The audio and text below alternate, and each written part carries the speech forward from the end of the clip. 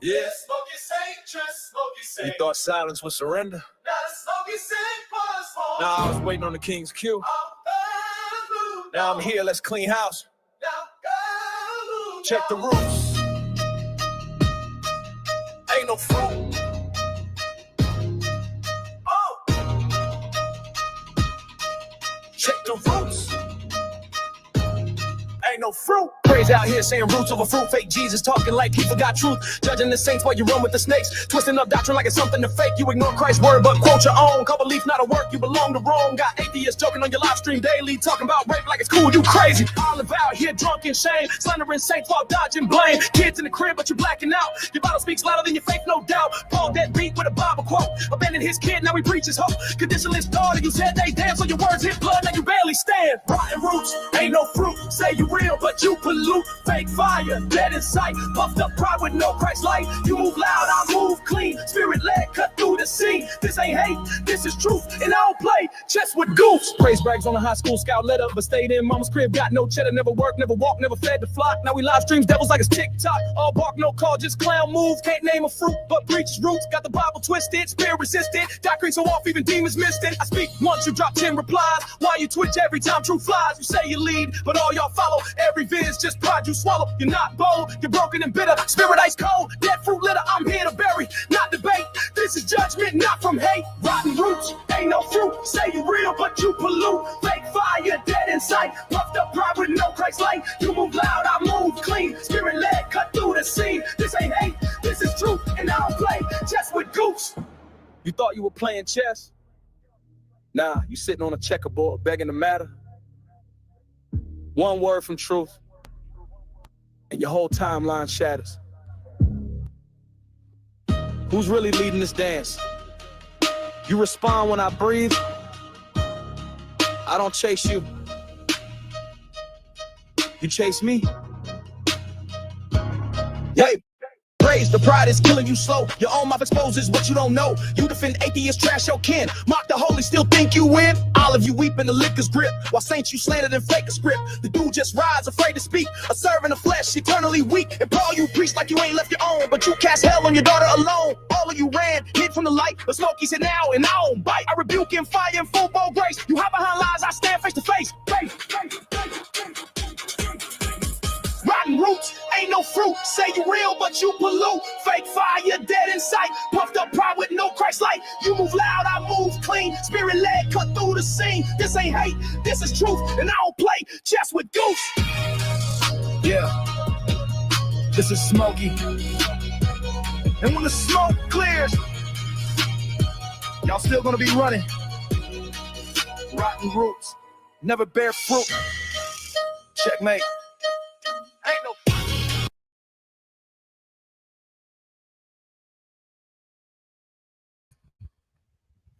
Well, hello. Good evening, everyone. Welcome to the Smoky Saint Show live Polemics podcast.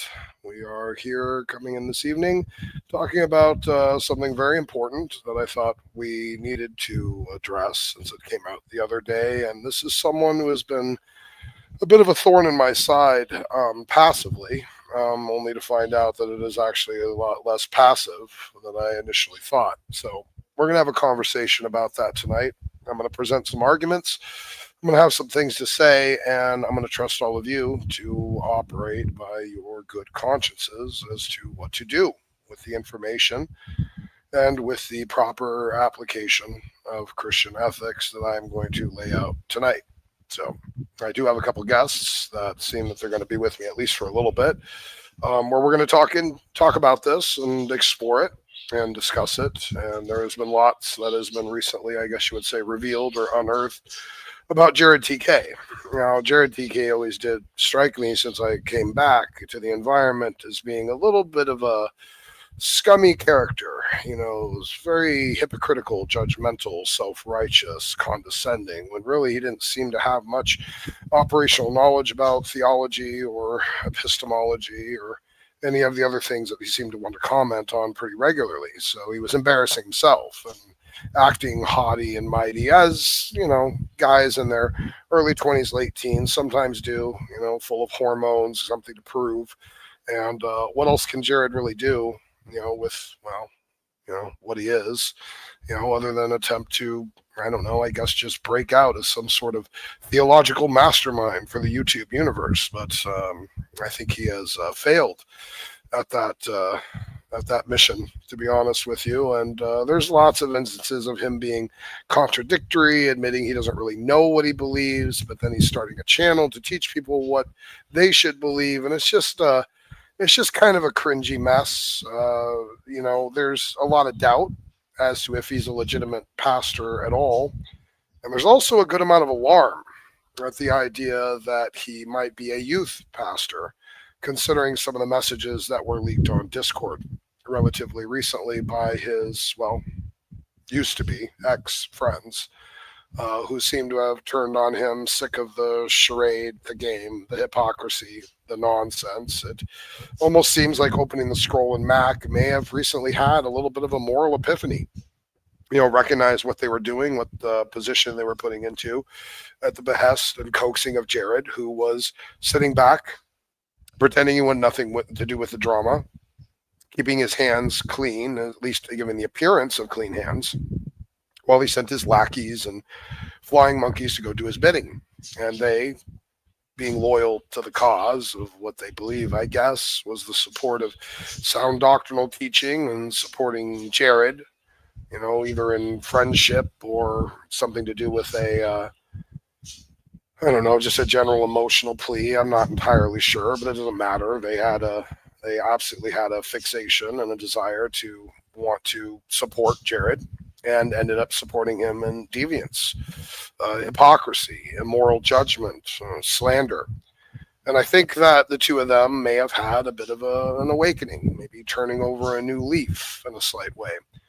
And I'm willing to give them the benefit of the doubt. And that's why this is probably so important to go ahead and cover tonight, because this is how do I put this? This is a moral lesson, or I should say it's a tapestry for which us to paint a moral lesson on top of, for all of us to learn, because there's been a lot of immoral Christian judgment online in the entire social media universe. Christians claiming Christ, but then when it comes to practicing it and actually applying Christian ethics, we seem to get very little of that. We get rushes to judgment, ignoring the standards of Christian judgment and moral ethics, and simply fly off the handle and indulge our emotions and make bad judgments that can be harmful, sometimes even disastrous, cataclysmic, can topple lives and reputations in really, really horrible ways. And as Christians, we should feel a bit of a weight on our hearts to desire to be ethical in our judgments, understanding that the consequences of unethical judgment are catastrophic and very well could come back to bite you. What happens when your crop is ripe for that unethical judgment that you have sown? What then? Will you still clamor for the same standard to be shown to you? I don't think so. I do want to thank Isaac for the opening song. Appreciate it, Isaac. Very, very well done. He put that together at my behest. He's a good guy. I had his comment there at the bottom. You should go follow his channel. Check him out. He's a good kid. He's definitely looking to learn. He has a fervor for the truth, and you know what? He's got a good heart. So kudos to you, buddy. I appreciate you. Appreciate you being a part of the group and contributing, which you did, contributing the opening track, which I love, man. It's fire. That's great. I'm going to use it several times in the future. So kudos to Alex. I appreciate that. Charles is in the house. I see you, and I also see Jamie. Thank you, everyone, for being here tonight. I really, really appreciate it. That was a little bit of my opening monologue. And we are going to get to it. I actually do want to review the opening scroll video and pick out, I guess you would say, maybe a particularly poignant Discord message that was caught and released by opening the scroll. That seems to be JRod saying it. And I want to discuss the contents of that message and what it tends to communicate to me. And I will welcome anyone to come in and give a contrary opinion, to want to give more of a benefit of the doubt and different operational theory or idea of what this looks like to them. I do believe that it belongs to Christians to be ethical, and that means also being charitable and being willing to give people benefits of the doubt. Now, JRod has attacked me ruthlessly and slandered me maliciously and has not shown 1 ounce of Christian integrity in facing me. So he just will not show up. I've offered many times. I've even showed up on his channel requesting the opportunity for a conversation to maybe clear the air, offer peace, have a chance to reconcile, even things out. But he's not interested. He just slanders me, insults me, and runs away, blocks me, avoids me, but still will talk about me both in private and publicly, slandering me fully. And I challenge him to come confront me with his slander and his hatred, but, well, he will not do it. So this is, I guess you would say, probably the last opportunity for him to show some semblance of Christian ethics, because after all, at this point, what else could even protect him from what's been released and exposed? And is this even only the beginning of it for him? So, and that's a good question. I don't know. We're going to have to, I guess, explore that a little bit tonight and parse some of this stuff out and see how we feel about it. But let's bring in a couple of our other guests. We, of course, have my lovely wife, Flo. Good to see you, sweetheart. Good evening. Yep, I'm definitely excited for this. Excellent. And we also have Dave. Welcome. And I guess I got to dress for success again. Okay. Man. It's not that much effort. Come on. Well, it's enough for the disciple to be as his master. Brett is in the chat. It's gonna make me They'll blush. they'll take that and start and stop it, won't they? Well, thank you, Brett. I appreciate that. Brett probably Start, remembers stop Low. that video and talk Brett to that. probably video. does Let the remember video me. He talk probably back to doesn't you. remember that he remembers me. Let's get this. I don't know if Brett remembers you or not. I guess that's a good question. I'm not entirely sure. But Brett, welcome. Good to see you tonight. Good to see everyone tonight. Thank you for being here. This is some important topical matter. As you can see, JRod is welcome at any point during this. However, I will say this. Everyone else, wait till later before you start joining. So don't be clicking on the link now that is specifically for JRod to come in at any point. And I do offer him again, as a sign of Christian ethics and virtue, the opportunity of peace, of an olive branch, of a benefit of the doubt judgment, ethical Christian judgment, unlike what he had ever shown me. So that is what I want to demonstrate tonight, because I do believe this is an important spiritual lesson that we can all take from this. What are you doing, Dave? I'm the two-eyed cutout Casper Friendly Ghost Spook Spirit. Outstanding.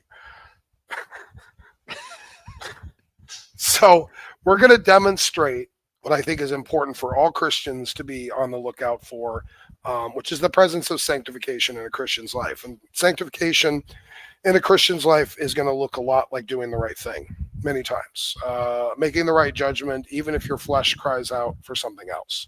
It would be real easy for me to just jump into the fray and start ripping all of these people apart and get in my flesh and just ignore any spiritual utility or theological value in this, but I don't want to do that. That's not what I'm here for. Certainly never really was, even though that's what I was labeled as. But this is an opportunity for a demonstration of real Christian ethic and judgment of JRod with what he's presented. I'm not going to apply the same standard of judgment to JRod that he applied to me. In fact, I'm going to show Christian ethics and charity, and I'm going to once again offer him the opportunity of peace and recognition that he is in desperate, massive error in what he has done to me, what he has encouraged others to do to me, stirring up drama while claiming to avoid drama and squash drama, which is the blatant lie, contradicting himself, being well out of reach.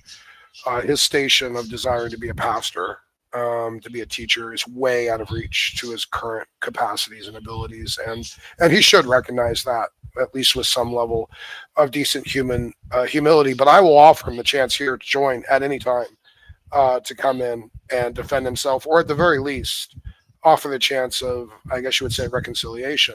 I do not want to hold grudges, no matter how awful they've been to me, and certainly JRod has been awful to me, and has been slanderous and harsh. But it is not for me to repay evil for evil. It's not for me to take the evil standard I condemn and apply it to someone else. It behooves me as the Christian man to show the better road, the higher path, to live it and practice it even when people don't practice it towards me.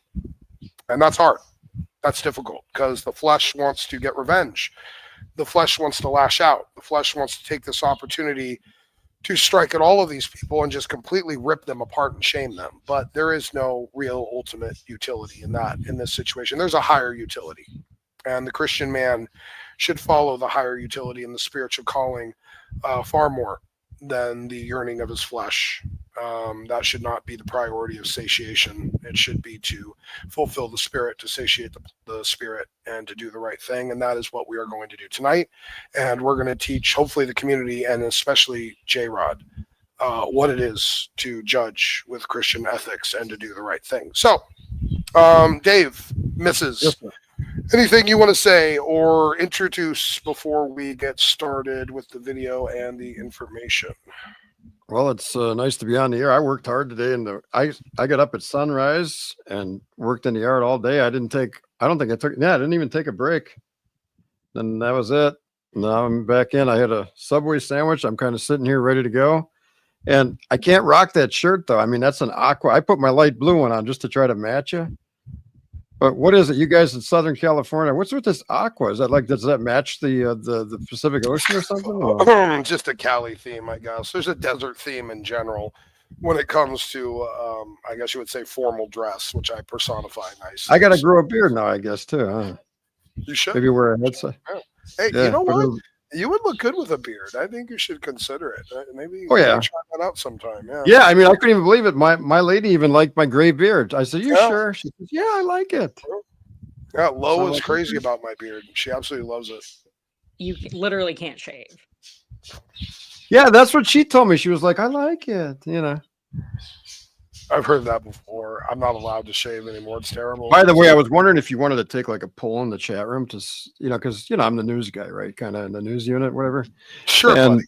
yeah, and they always want to know whether or not I got underwear on underneath here. And that's it. Oh my Would you like me to stand up? You don't have to, You can unless stay you have something seated, to Dave. prove. You're If you have fine. something to prove, go ahead. But otherwise, No, you well, don't have to. Stay actually, seated. I would do a lingerie show, but I'll save it for my Oh channel. God! But here, here's the thing. I got the underwear that Rob Reed likes on right now. It's a fact. Isn't that so? I just thought I'd let you know. I mean, I know you don't care, and he does though. for I some don't care. weird Yeah, reason. they always care about what's happening somewhere on the camera Right. or whatever. Yeah, they're Yeah, it's just Well, he can but- take that up with whoever he's tapping his foot under the stall for. I mean, if I stand up right now, you'll see the shirt tails, so it'll be clean. You're fine, Dave. You can stay seated. Well, that's how the news people are. You never know what's underneath there, you know. Okay. Okay, Anyway, so this is a mild introduction, and I want to thank Isaac for covering this a bit today. Isaac, God's Integrity Pathways, did a stream about this earlier, and Isaac had a lot more to say about this because he's kind of been in it a little bit longer and been in with this group a little bit longer, and they haven't exactly been particularly kind to him. And I remind everyone, General joining is waiting until the closer after I get through all of this. Right now, it's just Dave. And, by the way, Smokey, one more thing. yeah, go ahead. Wish Boki a Mayong Gabii. Well, you just did. I don't know what that means. There you go. That means good evening. My own Gabi. Okay, very good. There Excellent. you go. Perfect. All right. Okay, well, very good. Well, thank you, Boki. Yeah, so just wait. Everyone else, wait until we get further on, and then all of you can come in and give your takes and opinions and all of that stuff. Veckel, however, you're welcome to join when the hell ever you're able to, because I have a question for you. Actually, a couple questions for you. Nothing bad to Veckel. Nothing bad to Veckel. Just a general inquiry that flows based upon a conversation he had with Jared the other night. That's all. So I would appreciate, Veckel, at some point, if you don't mind, I have a couple questions I'd like to ask you specifically. Jared, thank you for being here. Appreciate it. Good job being out. Okay, that sounds fine. I appreciate you even attempting to appear, Jared. I appreciate, because you're a part of this too, Jared. You're a part of this too, and the theological problem of what happened here towards Isaac, you are part of that, but that can be dealt with later. It kind of maybe already was, I think, in one of the streams in the past. But in the mix of all of this garbage, I'm not sure where your allegiance is on some of this, to be honest with you, Jared, at least in terms of allegiance to being a servant of Christ. Some of this is potentially mildly questionable. And so that's really what I wanted to inquire about, just really to give you opportunity of your personal experiences in this environment, in this situation. Because here's the thing. This is what it looks like to me. And if anyone has seen it differently or disagrees with me, I'm willing to hear their take. But this is what it looks like to me. Also, pray for Brian Reeder. He was hospitalized yesterday with something, and I guess he was released today or expected to. I don't know the details. He's doing good. And so just keep him in prayer. I guess his wife saved his life. I don't know. Pray for Brian Reeder, please. Yeah. So JRod was in the midst of instigating a lot of hate directly towards me, it seemed, and even other people. And as far as it seems, a lot of the people in his group either were participating or at the least knew about it. Jared, I'm wondering if you knew about it. Because the theological thing aside that we may have dealt with, the practical application of the theological side causes me to have concerns. And I won't lie, a little bit of angst. I'm not happy about it. I don't think Isaac deserved what he got. Clearly the state that Isaac was in and needing just a little bit of help and guidance and finding himself around a bunch of blind, incompetent teachers. And there wasn't really a lot of help towards Isaac. And you were part of that, Jared. You're a part of that group in the middle of it with opening the scroll and mac and cheese. And, you know, it's just a weird, cringy little thing that was going on there. You know, some little spurgy, upstart, so-called 24-year-old ginger pastor, you know, spurging on a couple of guys to go and attack enemies and people he doesn't like so that he can look like he's righteous and holy and avoiding the drama. But in the back, he's really instigating the drama. He's really kicking the drama off. And so it looks like JRodTK has just been subversively and cowardly, might I add, attacking me and inspiring others to attack me. And then there's a revelation that occurs in this, and we're going to get there.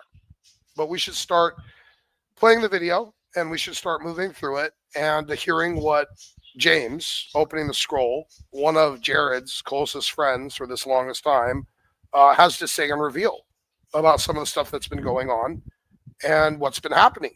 And what's been happening, I guess you would say, in the shadows, in the dark corners of Discord that people have not been able to peek at until now.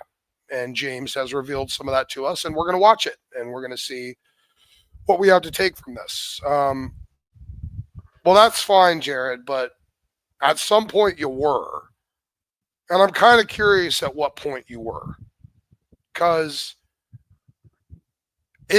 you know, honestly, buddy, just to lay it out there, to me, it's a demonstration or an issue of maybe defunct Christian judgment or discernment. Like if you kind of knew what's going on with the backstabbing, the drama, instigation. I mean, did you ever say anything? I mean, was there a little bit of an itch of morality or conscience while you were, by your words, I guess, communing with these people while you're condemning Isaac for saying you need to walk in love and forgiveness, which, by the way, are pretty much direct commands by Jesus and the apostles in multiple places in Scripture. I don't know how you would think someone's heretical or going to hell because they believe that you have to walk in forgiveness and love. Bruce, you know what? I'm not going to get distracted. Anyway, let's get to the video. We're going to play some of this, and we're going to listen to it, and we're going to hear some of what James has to say. We might skip around a little bit, pause a little bit, and there is going to be a place where I'm going to go ahead and read a comment that I screenshotted, and I'm going to dissect basically this comment that seems to be Jared's own admission from Discord, and if you see it the way I do, it will be harrowing, and you will be horrified, and you will be concerned. And I will leave it to you to operate with whatever you believe your good Christian conscience is once we dissect it and consider it, and we will get there. So thank you all for being here. Thank you for joining.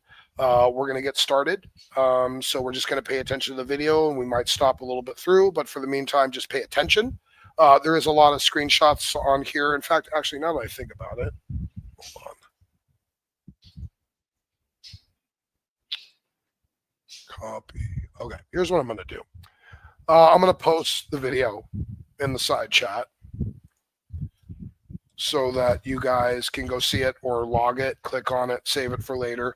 This is the video we're watching. This is the video by opening the scroll. If you want to take your time and go back and free, excuse me, freeze the screen and look at the comments individually, I totally encourage you to do that. I did that. And yeah, I came across a comment that really turned my stomach and disgusted me. And it's something that it kind of sparked a bit of concern, and we're going to discuss it tonight. And I'm going to give my take, and you guys can decide what your conscience informs you to do with it. So we're going to begin. So guys, if you could, does anyone want to say anything before I get started? Speak now or forever hold your peace. I think it speaks for itself for the most part. Lo can't wait to hear those words for real, I promise. Anyway, Dave, anything? Nope, I'm just in that standby mode right now. All right, standby mode. Excellent. All right, well, we're going to get started and start listening to the video. So everyone, please pay attention. And then we'll give our take on it and see some of the things that we can parse out from it that was revealed about JRodTK and the weird, scummy stuff that he was doing behind the scenes in the shadows. So, Jared, dude, you're the one that started all of this drama, buddy. You went on that live, and you're the one that started all of this, dude. I've been, for the last 2 days, trying to put Band-Aids on stuff and fix it. I didn't go on the live and talk about them, dude. We both know you're lying, buddy. That's the crazy part, is the whole group knows you're lying, and you've been lying for 2 days. And then you put me in it to where you put me basically right in the middle of it, because you know that I know you're lying, because you told me you were going to talk about them, dude. You talk about hypocrites and stuff all the time and being Christian. The Christian thing to do is own up and apologize and be like, yeah, my bad, I lied. Like I owned up to the AI videos when you called me out. This isn't my doing, dude. This was all your doing. Like the real Christian thing to do would be like, yeah, guys, I lied. I know you're embarrassed and you kind of dug yourself a hole. But, I mean, you got to get out of it, dude. You got to do the Christian thing and apologize. Not keep doubling down on it when everybody knows you've been lying about it, dude. And I've been sitting back for 2 days thinking he's going to do the right thing. He's going to do the right thing. And now I can't anymore. It's been 2 days, dude. And you're still doubling down on it and then trying to put it on me. I had nothing to do with this. You flew off the handle that night and decided to go on there and talk about them, and then backpedaled once you realized it wasn't a good idea. So this has nothing to do with me, dude. Just do the right thing like we're supposed to as Christians and apologize. Not even apologize. He wants you to admit you lied. Everybody knows you lied, dude. Like, I just don't get it, buddy. When we make mistakes, we gotta own up to it. That's the Christian thing to do, and everybody would forgive you and move on, even if you don't want to be friends with them anymore. But you can't put this on me, buddy. I'm doing what I'm supposed to do as a big bro and as a Christian, and correct you and call you out when you're wrong. And you're in the wrong here, dude. Like, there's no way around it. So, yeah, I don't know what to tell you, buddy. I would just apologize and say, yeah, guys, I lied, my bad. And that would be the end of it for Mac. If not, you guys are going to go back and forth in a war, and I don't know what to tell you at that point, dude. But yeah, it's pretty crazy putting it on me, bro. Literally all I've done for months is have your back. Like, that's crazy to put this on me. But I didn't create this situation, dude. But I got to do the right thing as a Christian and basically correct you here. So the right thing to do would be to man up to it and own it, dude, and apologize. I mean, say, yeah, I lied, guys. I got embarrassed and I kept digging myself a bigger hole because I was embarrassed. So that's on you, buddy. I'm gonna leave that with you, but sorry I had to come at you like this, but as a Christian, that's the right thing to do. So that's just the truth, Jared.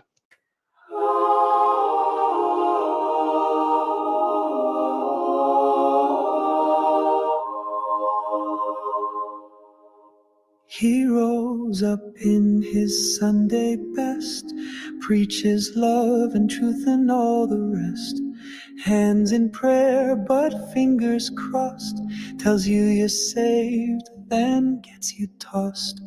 Takes your secrets with a grin, then shares them all in Bible spin.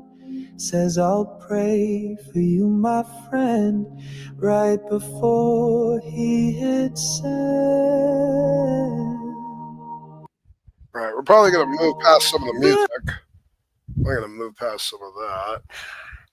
Well, I don't need all. In fact, actually, if I recall, it's a pretty long song. I went and listened to this.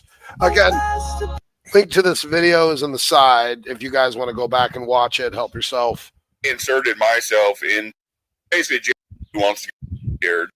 I don't know. Talk about here. I've shown. Okay. Grin. Praise aloud for those he burns, then wonders why the trust don't return. Oh, Pastor P, you're just a man. All right, guys. So all the lies stop today, Jared. All the lies stop today. So in the first part here, I've shown you guys some screenshots basically setting up. You can see how almost all the screenshots there are Jared pretty much talking about Isaac in Discord. That's all the kid would do was talk about Isaac nonstop in Discord. So here's the thing with Jared. Literally every fight our group has been in, JRodTK started. And these people can back this up. Jared started the beef with Frazier. I don't even know how that beef started. Somehow they got into a beef, and Frazier and Kairos and Jared were going back and forth, back and forth. It went on for probably a week until basically Jared broke down to me and Discord. I mean, you started talking about private stuff, Jared, so it is what it is at this point, dude. You're the little weasel who wants to go around and make private stuff public, so let's do it. So basically, Jared came to me in Discord almost having a mental breakdown because Frazier and Kairos and them were going after him.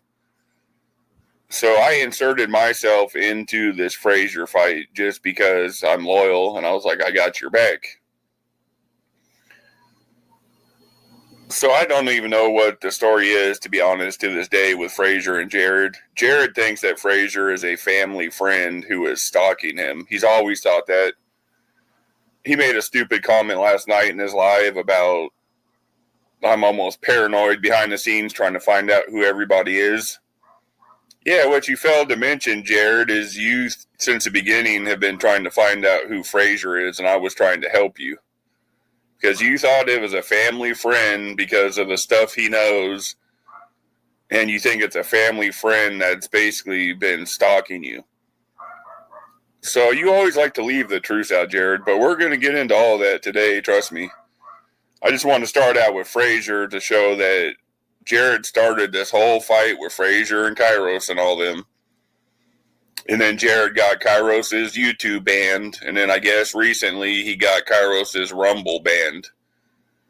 That's the thing with Jared is he likes to cry wolf, and everyone in Discord knows this. He runs around starting all the drama we get into, literally all of it. Me and Mac, we're loyal, so we're gonna have your back and fight for you. And then every time Jared, after he starts stuff, he'll throw his hands up and start telling us to stop, and we need to knock it off. And he'll play the holy roller card, and he'll throw his hands up like he has no responsibility in it. Like, you can ask Mac, you can ask Servant of Christ. Even Servant of Christ knows this. And if you're being a real Christian, other Jared, Servant of Christ, you know you have to admit all this is true. There's a lot of stuff you're going to have to admit is true in this if you're a real Christian. Because you know how loyal I was to JRodTK and how much I had his back from the private conversations we've had. You know how stressed out he kept me and me constantly having to eat crap for the kid over and over because I'm loyal.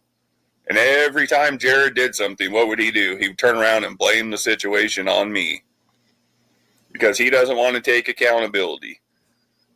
Every time it would be, I'm leaving the server. I can't handle the drama. You guys are too much drama. But what he fails to mention is he started all that drama, gets caught in a lie, and then doesn't want to take accountability afterwards, so he's leaving the server. Oh, we're going to show all that in here, guys. So this was the very first fight he started. It was with Frazier, Kairos, BD, and that whole group. So that was fight 1, guys. Okay, fight number 2, Praise I Am. Can you guys guess who started this fight? I'll give you guys one guess. Yeah, you're correct, JRodTK. I don't even know how this fight started either, to be honest. I think Jared called them satanic and attacked their doctrine or something, and they started going back and forth. So once again, I inserted myself into another fight to have Jared's back, the same with Mac. So this fight went on for probably a week or two, and me and Mac were like, dude, we don't even want to be in this fight. Me and him are talking in private, like, we don't even want to be in this fight right now. So we reach out to Praise and them, are like, cool, this is like stupid, like we can squash stuff, like we have no issues. Everything's cool. We're like, cool, we all go our separate ways, and we're like, cool, we're all good. We literally, in the group, as a group, decide, guys, we're not going to talk about Praise or any of them anymore. It's over. You guys can see in the very beginning, if you rewind and slow it down, you'll see the screenshots where I tell TK, like, bro, so what happened is he did a live, I think that night, and he's like, you going to join the live? And I was like, yeah. And this is the same day we had all agreed we're not going to talk about it anymore.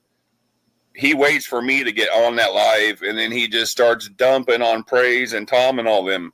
He like completely blindsided me. And I'm like, bro, what are you doing? Like, you can see that he deleted that live, but you can, like I said, scroll a little back, and you can see the text messages. I'm telling him, like, dude, this makes us look so bad, Jared. Like, we just agreed to make peace, and you're a couple hours later on here slamming them, dude. Like, I didn't get it. But you can see the text. I'm clearly telling him, like, bro, what are you doing? Like, he completely just blindsided me that night. And then, yeah, that's how the Praise fight started, guys, is just all that. Jared, that's another fight he started. And here's the thing. Me and Mac are cool with Praise and Tom and Olive and all of them. TK, he fakes being cool with them. I'm just going to let you guys know. He fakes being cool with you. He talks so much crap about you guys in Discord and how satanic and wicked you guys are. And it's that screenshot with the dog where he says that this is hard to watch. He was talking about your guys' live there. But anytime you guys say something good about Jared, he's in Discord. Oh, are they talking about me? What'd they say? Was it good? And then he runs over to your live and tries to kiss your guys' butt because you're talking good about him. This is TK for you guys. He is the biggest flip-flopper in the world. Like, you can ask anybody in Discord. The kid flip-flops like crazy. Every time he gets us into a fight or he gets caught lying, which we're going to get into, he's been caught lying multiple times. He lied to the whole group. That's what that message is in the very beginning, the message I sent him. So we'll get into that here in a little bit. So I just want to let you guys know, Tom and Praise and Dude, what TK really thinks about you guys and how he really talks about you guys behind the scenes. Yeah, and you could ask anyone in Discord. Jared SOC, he knows. So, yeah. So this was fight 2, guys. We'll move on to fight 3. Well, the house could symbolize something. True. The reason that is because the higher ups, they started putting more laws on other things. And so when people were trying to make it into heaven, they had to do certain things. So, like, let me try to explain it. If they didn't clean the house a certain way, someone saw that they were cleaning the house the wrong way, they would tell the authorities and they would get stoned. Like, it was that serious. Like, that's why these laws were so big, and that's why Jesus Christ had to come and show us the true way of walking in love and forgiveness, because no one could find the path, because all the higher ups were literally adding so much more that it was literally physically impossible putting something around their neck. That's what it says in the Bible. It says a millstone around their neck. They literally were choking the life out of God's people.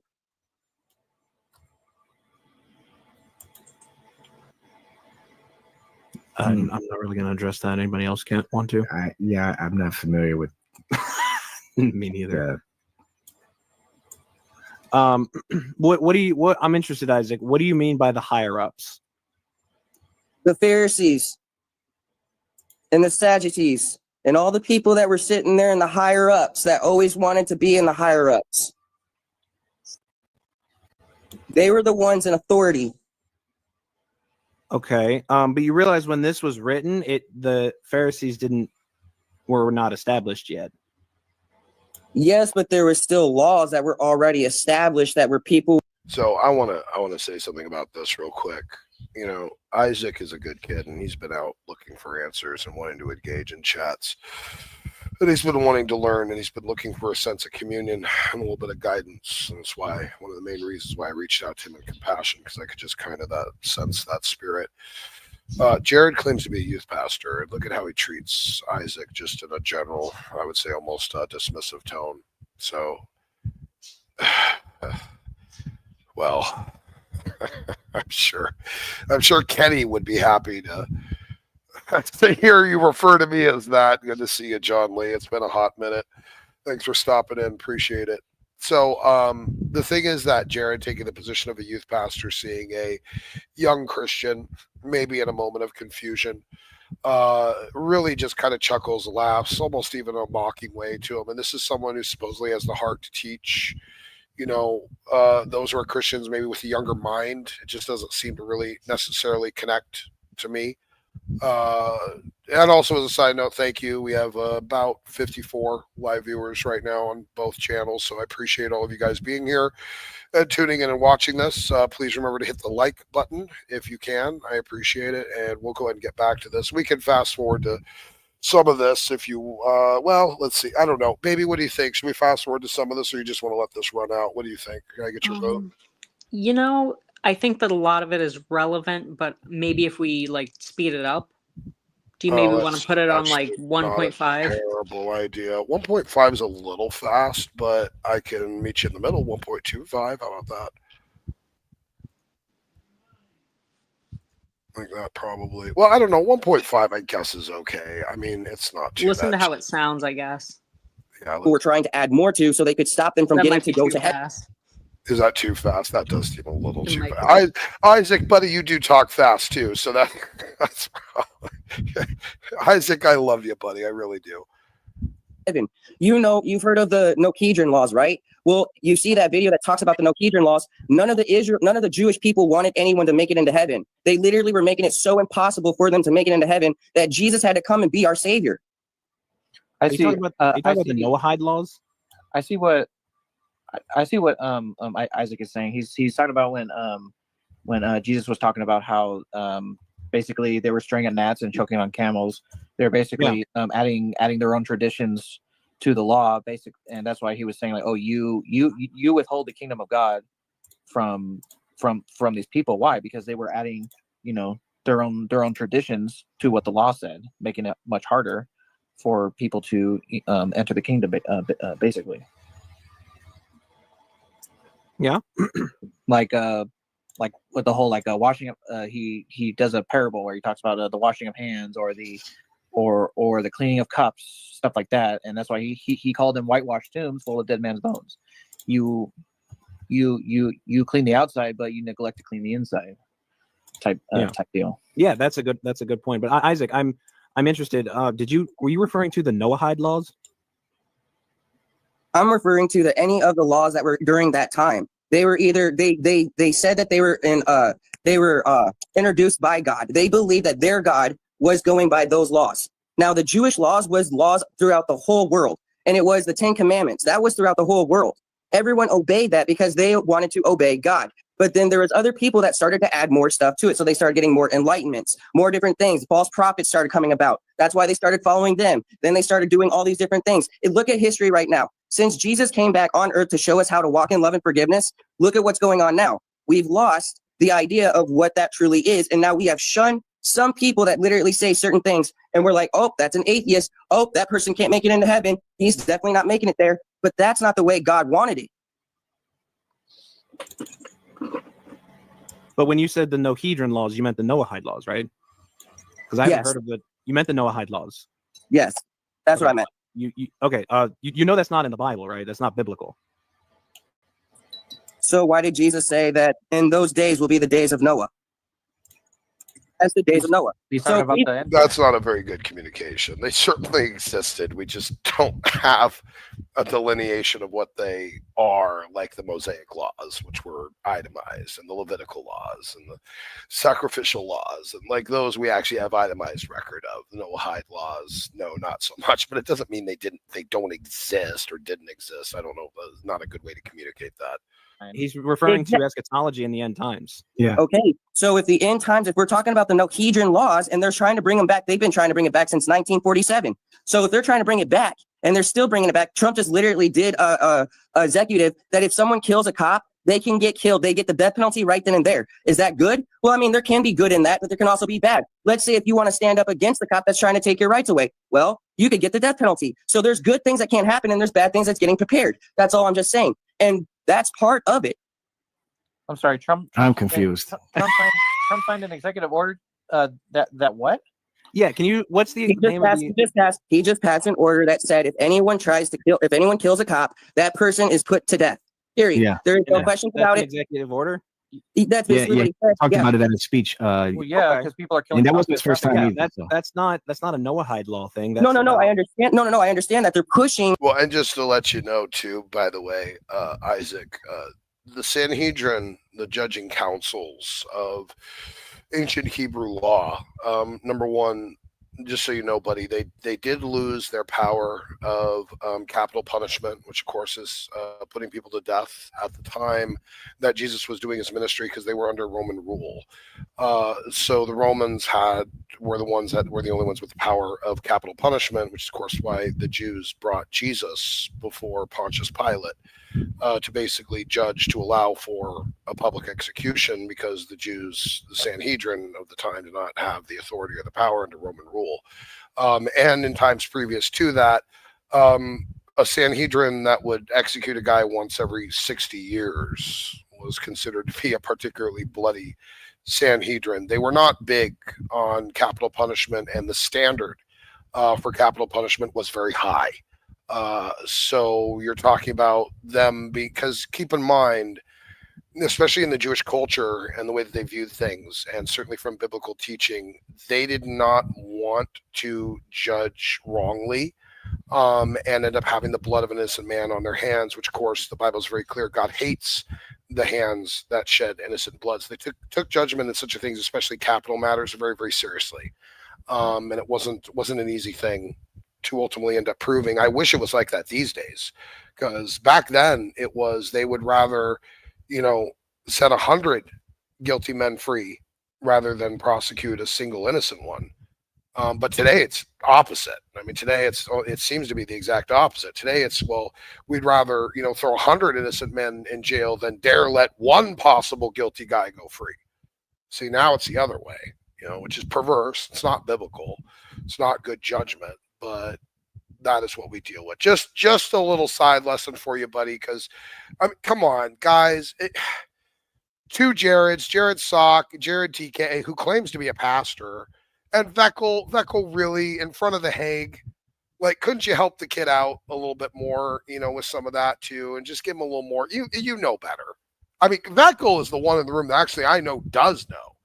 I mean, to kind of fill in some of those gaps with some of this stuff. I mean, for God's sakes, guys, Isaac just needed a little compassion, a little guidance. What has Isaac seen in many of these people that's worthy of respect? Seriously.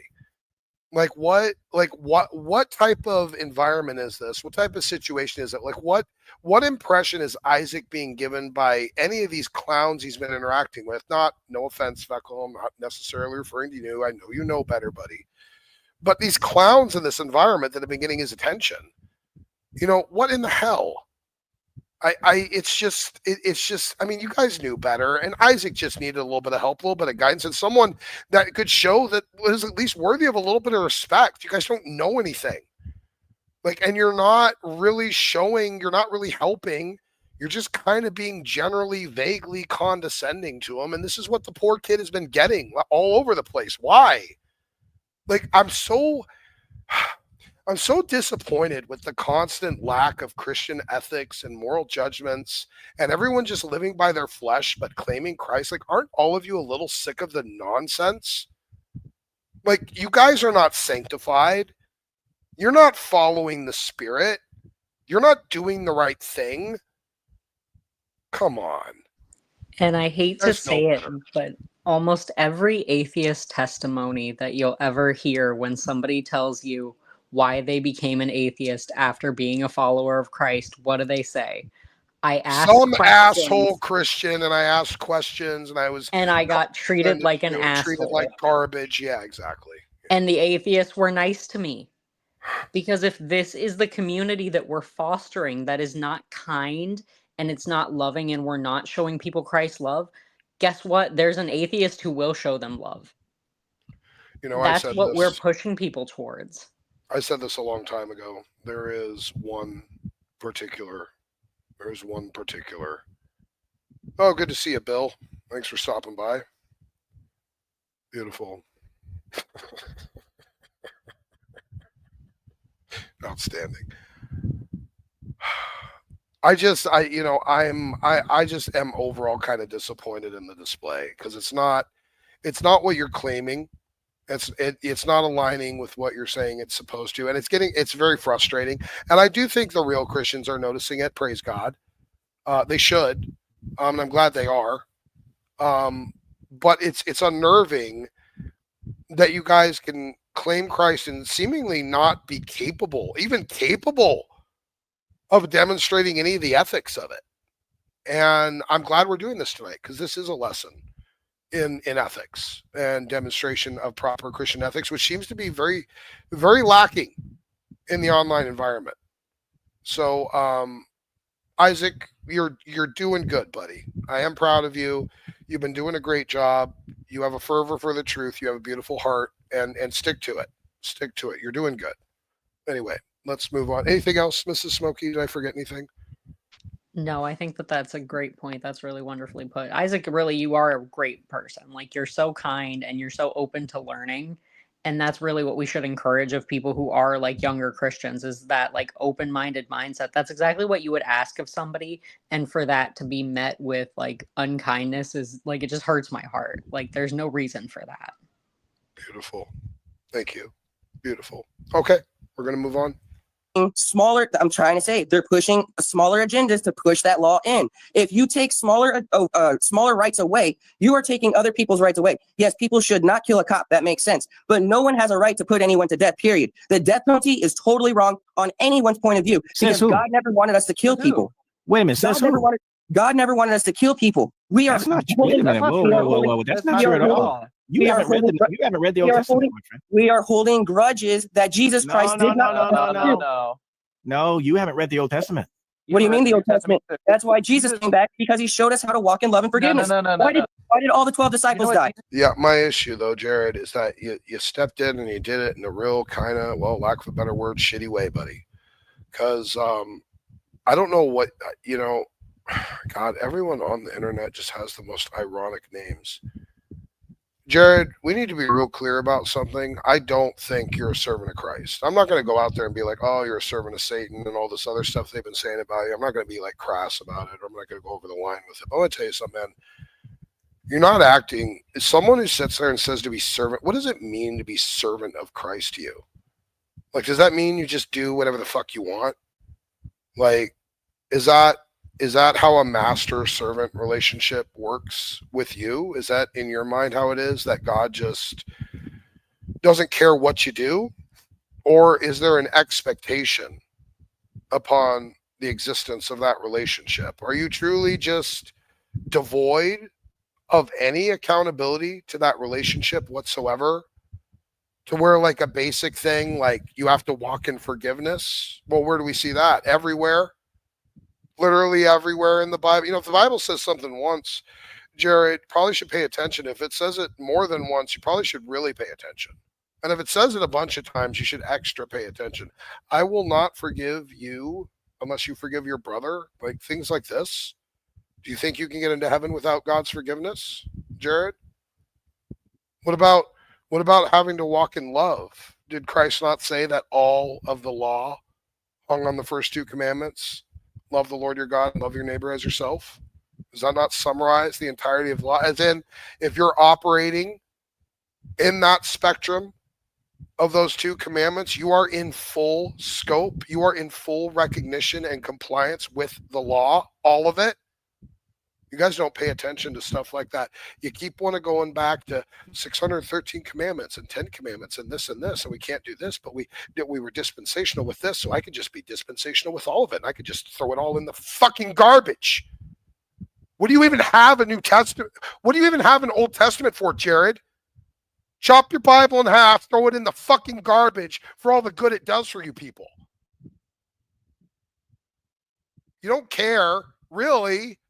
There's nothing there of value in that part of the book for any of you people. So why even keep it? Why even pretend you value it? Did you help? Really? Really, you helped. You helped by condemning Isaac to hell for saying that he believes you have to walk in forgiveness and love to be saved. Wow, buddy. Yeah, you really fucking helped. Good job. Good Christian warrior you are. Why did all the 12 disciples die? Hold on. You know why? You know what Jesus said? He said that if you offend a child in his name, it'd be better if a millstone was wrapped around your neck and you were thrown into the sea. Basically saying it'd be better if you had never been born. Okay, so why are you? No, that's not calling death on anyone. That's literally basically being like, you better shut up. No, that's literally that's literally. Let me ask JRodTK a question. Okay, yeah. Jared, do you think? Now we all agree that maybe except for Isaac, but you guys can just stay in the back there for a minute. I'll just have a one-on-one here with Jared for a second. Go ahead, Jared. Mike's yours. Can you hear me, buddy? Hello, can you hear me? Yeah, okay, there you go. We got you. Go ahead. Yes. Did you ask me a question? I was coming in the room. Well, no, I was giving. I don't want to do it again. It was probably a good 2 or 3 minute rant. I don't want to repeat it, but I let me summarize if I could real quick. I think. Well, I caught the beginning of it, where you don't think I'm a servant of Christ. Blah, blah, blah, right? Yeah, my issue is with your assertion that you were helpful. Okay. Well, I tried to be. That you tried to help him, but the way that you tried to help him, I find problematic. And you see, here's the thing. Let me just get this out here. You need to be really, really super, super confident in your theology, and I think you need to be a little more confident in your theology than you actually are, to be casting Isaac down to the pit as a non-Christian or saying that he's just not your problem and you can just reject him. You know, I thought I corrected this when you came back. I know, but then in the side chat, you put, you tried to help him. What, by condemning him for, like, that's not helping. Like, are we clear that wasn't helping now? Because when you put that in the side chat, that's what sparked my fuse. Yes, like, yes, I said that I misspoke that day. But you still believe to this moment that you were helping him? I wasn't helping him when I was condemning him. I was helping him when I was trying to correct him, or when I thought I was trying to correct him in what he was saying. You make it sound like it reached a point with you where he was a lost cause, or he wasn't worth it anymore, or you weren't going to spend any No, time. I don't think that about anybody. I don't think that about anybody. Okay. But you kind of weren't engaging anymore. You kind of just, right? I mean, dust off your shoes type situation. And No, I mean, everybody was talking. I mean, I was trying to talk, but Jared and Veckel were talking. I mean, you know how it is with an open panel. Everybody talks over each other. Sometimes I just let people talk and let them say what it is that they have to say. The main disagreement that we were disagreeing with, specifically me, Veckel, and JRod, was that to us it sounded like he was saying you had to walk in love and forgiveness to be saved. Like you had to do all these good works in order to be saved or justified by God. And to me, I didn't agree with that. Well, I can And that's what understand. we're trying to work on. I could understand that disagreement. How confident are you? Would you bet your soul that you're right about that? No, because I'm still learning. I could be wrong about anything. I'm a finite human being. So, what does it mean when you call someone a heretic or accuse them of heresy? What does that mean to you? Oh, okay. So when I say it, I'm not necessarily saying they're unsaved. I could just be saying it in the sense that they're confused, but I can understand how that comes off, because nowadays that word's just thrown around like it doesn't like it's lost its meaning. It's But really usually synonymous with casting someone to hell, usually. And in very rare other contexts, is it? If I'm accusing someone of heresy, I tend to usually want to be pretty precise about whether it's, maybe a damnable heresy or just a, I don't even think I call it a heresy if it's just peripheral theology. I don't think I usually even waste time with it most of the time, let alone wasting time trying to decipher if it's a heresy. Even I tend to use it in the context typically, and that's fine.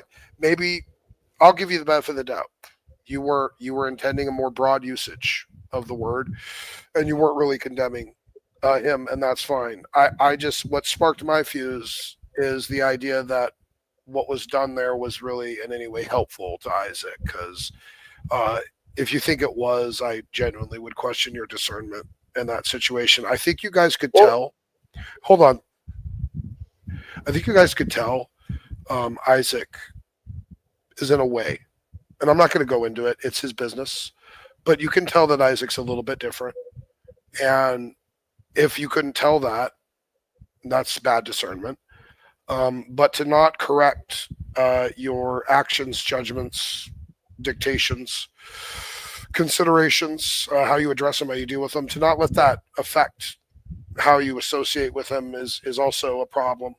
Discernment. And I think you got almost comfortable with a sense of, I don't know, just very, very complacent with an actual demonstration of ethics. And now it's gotten so bad that even the idea that you as a servant of Christ would be expected to follow the commands of your master, it's just so foreign to me that you would maybe even condemn someone or call them a heretic for basically saying you have to do what your very freaking moniker says, servant. What servant do you know that can be regarded as servant that doesn't do what the master says? Well, I never tell anyone not to do what the master says. But you don't say they have to. You say, well, you can't. No, I say it's no. just I a say recommendation. All the commands from the master that we claim no. I don't say that. are just, well, they are, aren't they? You say you don't No, have to do these things to be saved or to be I a say part of you his need household or his kingdom. Oh, you do? No. Oh, so now you agree. You do need to do these things in order. Yeah. You do need to cooperate with the Holy Spirit. You do need to be sanctified. You do need to not grieve the Holy Spirit, reject the Holy Spirit. You need to make the tough decisions. When you have the chance to choose to live in the flesh or to choose to live in the Spirit, it falls upon you to make that decision. And it falls upon you to either work with the Holy Spirit or to reject him. And none of us want to be that person that has tested and rejected the Holy Spirit so much that he suddenly departs, right? Right? We don't want to be that person, like the Jews. Yeah. Okay. I think we cleared it up. Unless there's anything else you want to say. I mean, take the mic as long as you want. Well, I'll admit I personally could have handled the situation better, and I didn't notice that Isaac was a little different, just based on how he acted and how he carried himself. So, I mean, I didn't go after him personally, made fun of his looks or, who he was or anything like that. I didn't even really watch his channel. The only time I was even kept updated on what he was doing was through James and them. That's the only time I found out or even knew about what he was doing, what videos he was putting out, what posts he was making, what he was talking about on his videos. I was just finding out what he was doing through them. I never really watched his channel. simply because I just didn't agree with how he was carrying himself and his vernacular and what he was doing. Did you kind of decide to leave the Discord when you saw kind of a lot of the scummy shenanigans that were going on back there with JRod? No, I didn't leave. What I did was I actually told them, like, hey, you guys should leave him alone. I mean, what you guys are doing isn't really benefiting anybody. That's fair. I believe you. Because there was a video where James can attest to this, where he got upset and he started crying on the live or something like that. And I was like, okay, guys, you should probably leave him alone now. I mean, this is getting out of hand. Fair. Okay. I believe you. So, I have no reason to doubt you on that, actually. So I believe you. Yeah. Okay. That's good. Anything else? I mean, not necessarily. I mean, I just don't understand why, like, I'm being made out to be like some sort of enemy. No. Just to be clear, no, we've cleared it up. I think perhaps there was really a bit of bad communication and just a little bit of bad judgment. Happens to all of us. I don't hold anything against you, Jared. We're good. I think we cleared the air here. I mean, at least I have. Unless there's anything you want to say to me, I'm good. No, not necessarily. Okay. Well, we're at good. This time. I don't have anything against you. We're fine. Good, buddy. No problem. You know you're welcome anytime. Alrighty. Okay. All right, man. You have yourself a good evening. And best of luck to you with the kid. And I know you were putting the nursery together today. So best of luck with all of that, man. And congratulations. Awesome for you guys. I'm really happy for you. So take care of yourself, man. And don't be a stranger. You're welcome anytime. All right. Awesome. Well, okay. I guess we can get back to the thing then. Dave is back with us as well, and we can get back to sharing the screen. Here we go. Mrs. Smokey, Dave, anything you want to say? That's not actually him, is it? Might be. Hold on. Is that actually Dave or? Hold on. Jared, is this actually that's me. This is me. I'm just kind of in the background eating. How's it going? Oh, it is. Okay. Excellent. Let's go ahead and do this then. Since Jared is here, I want to give him the opportunity. I want to give him the floor. Jared, do you want to address just me directly, or do you want the panel? Do you mind the panel being in here? Do you want to just talk to me directly? What would you prefer? I mean, whatever it takes to, I guess, just kind of settle everybody be on the same page. Everybody knows like what happened and stuff. I mean, and I just want to start by saying I don't really have any like hatred towards any of you guys. So if it came across that way, I do apologize for that. I don't have any hatred towards you guys. I appreciate that. I do have my personal opinions when it comes to, the stuff that everybody's saying, but I am not going to go on and make a bunch of different posts about, you did this, you did that. I have my personal opinions, and they're just going to stay my personal opinions. But I don't have any hatred towards you. I mean, I don't. I was not originally going to come here until the other Jared, messaged me and said that you wanted to talk and you're offering an olive branch. And at first I was like, I'm not going to talk to a convicted criminal. And then I was driving home. No, you can say it. Pedophile, sex offender. It's fine. Go ahead. I was just like, I'm not talking to that type of person. I don't want to be any of that. And the more I thought about it as I was driving home, I was just like, you know what? I mean, what good is it going to be to not at least try on my end?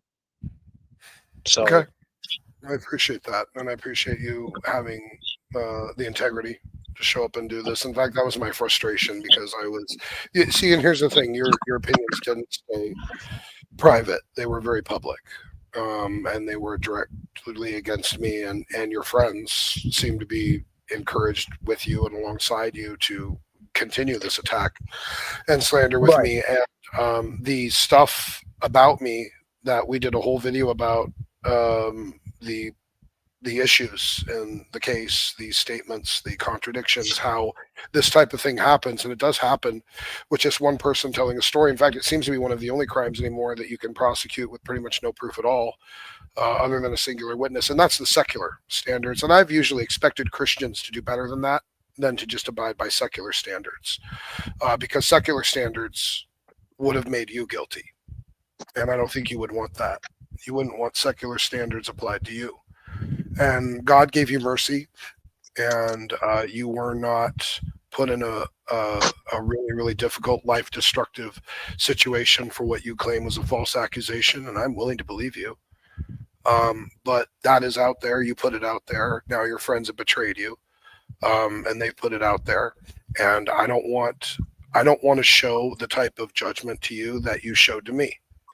I want to give you benefit of the doubt that this was false, that this was made up, that this was nonsense, and outside of a sense of my Christian ethic and virtue. And I wish you had that, and I wish you had shown some of that to me, because I offered you the chance to talk directly at the beginning, calmly, professionally, like a man, and you just insulted me and maligned me and ran away, and then even encouraged in the back studios of things in Discord, encouraged more hatred and slander and attacks against me. And I never did anything to you, ever. Never said a word to you. Offer you a knowledge branch, and all you wanted to do was insult me and run away from confronting the very man that you were insulting. But now you finally show up, and I'm glad you did, and I have to give you credit for that. I respect you for that. But we have to rap about this, because you went after me. You didn't have to. You made your opinions public, and now there's consequences to that. And, well, you're in the smoke chamber, and you already were as soon as you said something to me. So now I'm willing to offer that olive branch and do some forgiveness and encourage basically the entire community to give you benefit of the doubt. But we need to talk. Is that fair?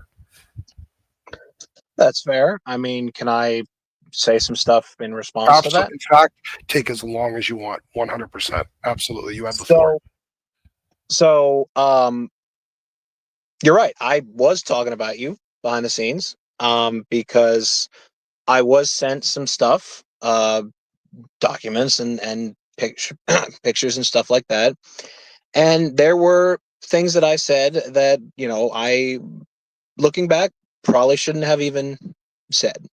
And that's with a lot of things. That's with a bunch of people on here. I look back and I said, well, I should not have said that. And when it comes to logistics of whatever case or whatever that you were involved with, I just look at the outcome and I'm like, okay, I'm not really comfortable with that. And I tell this to everybody, when it comes to this type of situation, I met James opening the scroll first when I did a video about free grace. And I was pretty much thrown. I tell people it's like I was told to watch a TV show from the middle season on with no other context. I didn't know who anybody was or this or that. I had to go off of what everybody else was saying. And that was pretty much what I did. I tried to go back and look, but it got more convoluted, and went back like 7 or 8 years or something like that, is what I was finding out at one point. And pretty much, you referred to the quote unquote case that they made public. And I will just say it right here. It wasn't, they say it was my brother, but it wasn't even my brother. It took about not even a week. And the people who said it, we sent documents and stuff that proved it to be true, and it was dismissed. And that was because he did not want to follow what the scripture said. And, my dad, him living here living where we were, he said, as long as you're under our roof, you're going to follow what the Bible says about being a man. He didn't like that, so he left.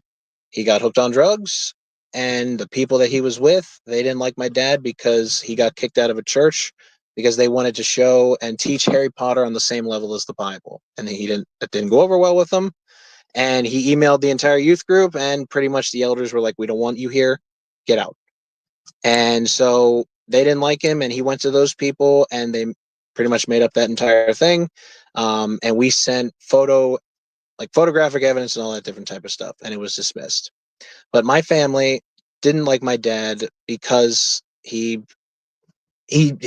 don't know the full story. The only thing I know is just snippets and pieces, which I'm not going to give away. But there's just family drama, you know, like every family has. But I guess my family just resorts to just hatred, and so that's what I kind of grew up around. You know, I only had core people: my mom, my dad, my brother, my grandma, and my grandfather. And through stuff that would probably take me 3 or 4 hours to explain, and you know, stuff that's just a little too personal to home, I lost them. That stuff that I told them, I asked them to keep it private, and they didn't do that. When it comes to their Discord group, I did get into it for a while, and I like I said on my stream, I did get into it, and that was wrong of me. I mean, that was wrong of me. Looking back now, I mean, I talked to my dad, who's like my spiritual advisor, and he's just like, "You're getting sucked down into it." And I'm just like, "Well, these people are saying this and saying this," and he just said, "Well, what are you going to do to change what they're saying?" And I did get into it for a while, and you know, I wanted my channel. I do want my channel, and my channel is focused on the gospel. And you know, there were like legitimate things that, you know, I was talking, like with Isaac, for example, there were legitimate things that I wanted to talk with him about. And it got to a point where, you know, it just pretty much was like they were James and their group, except for like Jared, SOC, and Stefan, they call themselves professional trolls. And for a while, I didn't even realize that I was becoming one. And then when I did, you know, I kind of backslid and went back into it. And it just got to a point where I was like, I can't do this anymore. When it got too far with Isaac, I just was like that was pretty much this tipping point, was when Isaac was screaming and yelling. I'm like that pretty much was the click. And I'm like, what am I doing? Like, this is not benefiting anybody. This is not, like, this is just trolling and being a jerk at that point. So that's when I was like, I went to James privately, like Matthew 18 says. I went to him privately, and he told me that I'm a kid. Essentially told me that I'm a kid, and that I'm the reason all of this started. I'm the reason he created their Discord group, even though he messaged me and was like, I created it so we have a private place to talk, so we don't have to like talk publicly about, you know, drama that's going on. And it just devolved into watching people's live streams. And, you know, it was nothing personal. Do I have my personal opinions about like how people live their lives? Yeah, I mean, sure. But is it me coming against you? No. And for the times that I did, I do apologize, because that was wrong of me. And I didn't throw Opening the Scroll under the bus. And yes, I did say we should make our own server, but I also put like a emoji at it. I didn't mean it literally. And you know, James is basing this entire thing off of, well, I told him that he had to, and this is the last time I'm ever going to be addressing this or being around any of these channels, including yours. It's just like, it just got too much for me. So this is just pretty much the last time. But he's basing this entire thing off of, he woke up to messages, plural, from me saying that he has to ban Veckel. I said, and I quote, I don't feel comfortable. I ran out, and yeah, James, you did show the messages in your documentary. I mean, I look at it as, If I could, Jared, real quick, this is a good chance. And just to interrupt for just a second, I'm going to let you keep going. I promise you can have as long as you want. Just a quick interjection. I don't know who's telling the truth in this. Just my general encouragement to everyone: Opening the Scroll, Mac, all you guys. I don't even know what turned sour with you guys, honestly. I still haven't gotten a clear picture of how this all fell apart. And if there's a chance at peace here, that's better, right, Jared? I mean, if there's a chance for it. yeah. And I'll be honest. I'll be honest. I did a live stream out of anger towards them, and I wasn't completely honest about it at first. Okay. I mean, it took There James, we go. There we go. It took okay. It took James talking to me for a couple days for me to finally tell the group to be like, look, I did this, and I told you it wasn't out of this. And that was something that we kept private. But now they're bringing it up again. So yeah, that's true. I mean, I made mistakes. Like I got into it with them, and yeah, I mean, I have no problem admitting my mistakes. Like, I wasn't going to name them specifically, but if it's going to come to that, Well, that's what I'm yeah. saying. Well, I'm just saying for the sake of clearing the air, and especially for them, because you don't want this to be your chance to come out here and really put it out there and like kind of settle things and get everyone kind of on the same page, and it be wasted with everyone bickering back and forth, lying. You know what I'm saying? It's just better this way. Right. It just, I understand, and there were things that I did encourage. Like, I was like, yo, like, I need to, yeah, no, it's okay. I still love you, Mac. I care about you. I love you.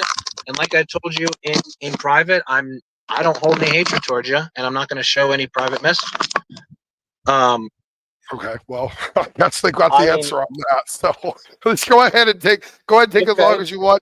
Give your piece on it. It's totally fine. Well, we still have a bit of a back and forth, but I want you to take as much time as you want and get it out there. You want to talk to them? You want to talk to the ether? You're good. You go ahead. Take your time. I mean, I won't even look at my phone, so I won't even see what they're saying. But James is holding this entire thing of this catalyst of like me being the mastermind, the perpetrator. When he's even like messaged me saying that he thinks he gets into Big Brother mode too much, and he gets it way into Big Brother mode, and he gets angry too quick. And like I told Isaac, which for the sake of transparency, Isaac was removed from the Discord because he was like, we need to, we can't let people say this. And I told Isaac, I don't want people fighting my battles that I don't really care need to be fighting. And so I said the exact same thing to James. Like, I mean, I don't need people to fight the battles that I know I need to fight and the ones that I don't need to fight. And so he says that he woke up to these messages from me demanding that I told him to remove Veckel. What I said was, either you take away Veckel or I'm going to leave, because I don't feel comfortable if Veckel's going to be snuggling up to certain people and seemingly like befriending people. I'm not going to do that. I don't feel comfortable with that. And he said he agreed and said, I already booted him. So was this over really the started. thing with me? Was this over the thing with me? Yeah, that was over the thing with me, which personally I'm just like, but that's what happened. And I mean, like, is there like a sense of McCarthyism with you? Like, if someone associates with someone you don't like, then that person is automatically bad. Like, is that how you kind of typically operate? Here's what I told James.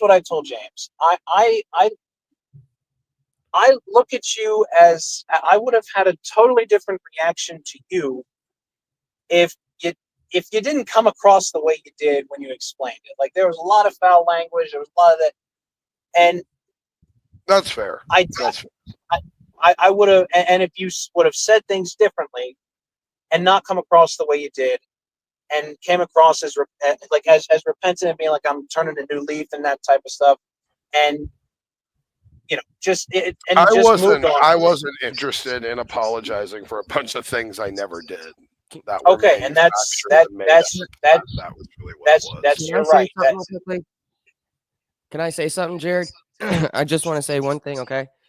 This is what I really believe deep down. I have already felt you from what you're saying. I honestly feel like you are honestly telling the truth. A lot of people are going to say that you are lying. And Mac, I invited you over on my channel, and opening the scroll, I invited you too. Now, here's the thing. You guys made people turn on each other to make people attack. That's what you guys did to me. And that's what I'm seeing right now with JRTK as he's trying to actually talk and tell him his side. You guys have every right to come up here and talk your side. But at the end of the day, if you don't, then you know what? We hear what Jared is saying. You guys are just saying he's a liar. But again, opening the scroll, you only showed what Jared was saying, not what you were. So again, show us what you were saying and call it a day. You want to say that you're truthful, then stand on truth. That's all I'm going to say.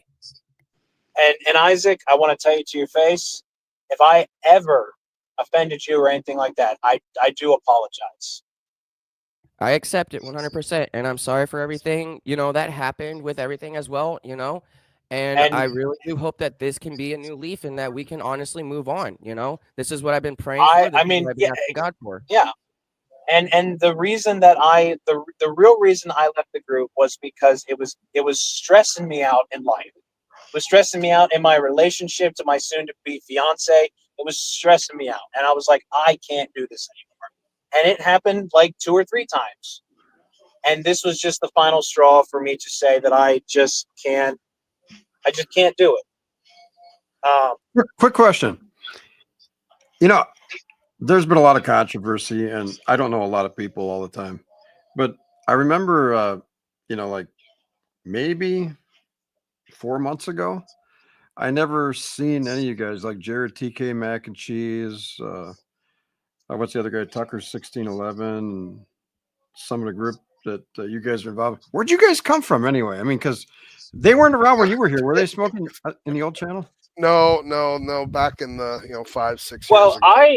I started because and Jared is right. I did admit that I don't sometimes act childish. I will like get offended and be like, "How dare you says that? I need to."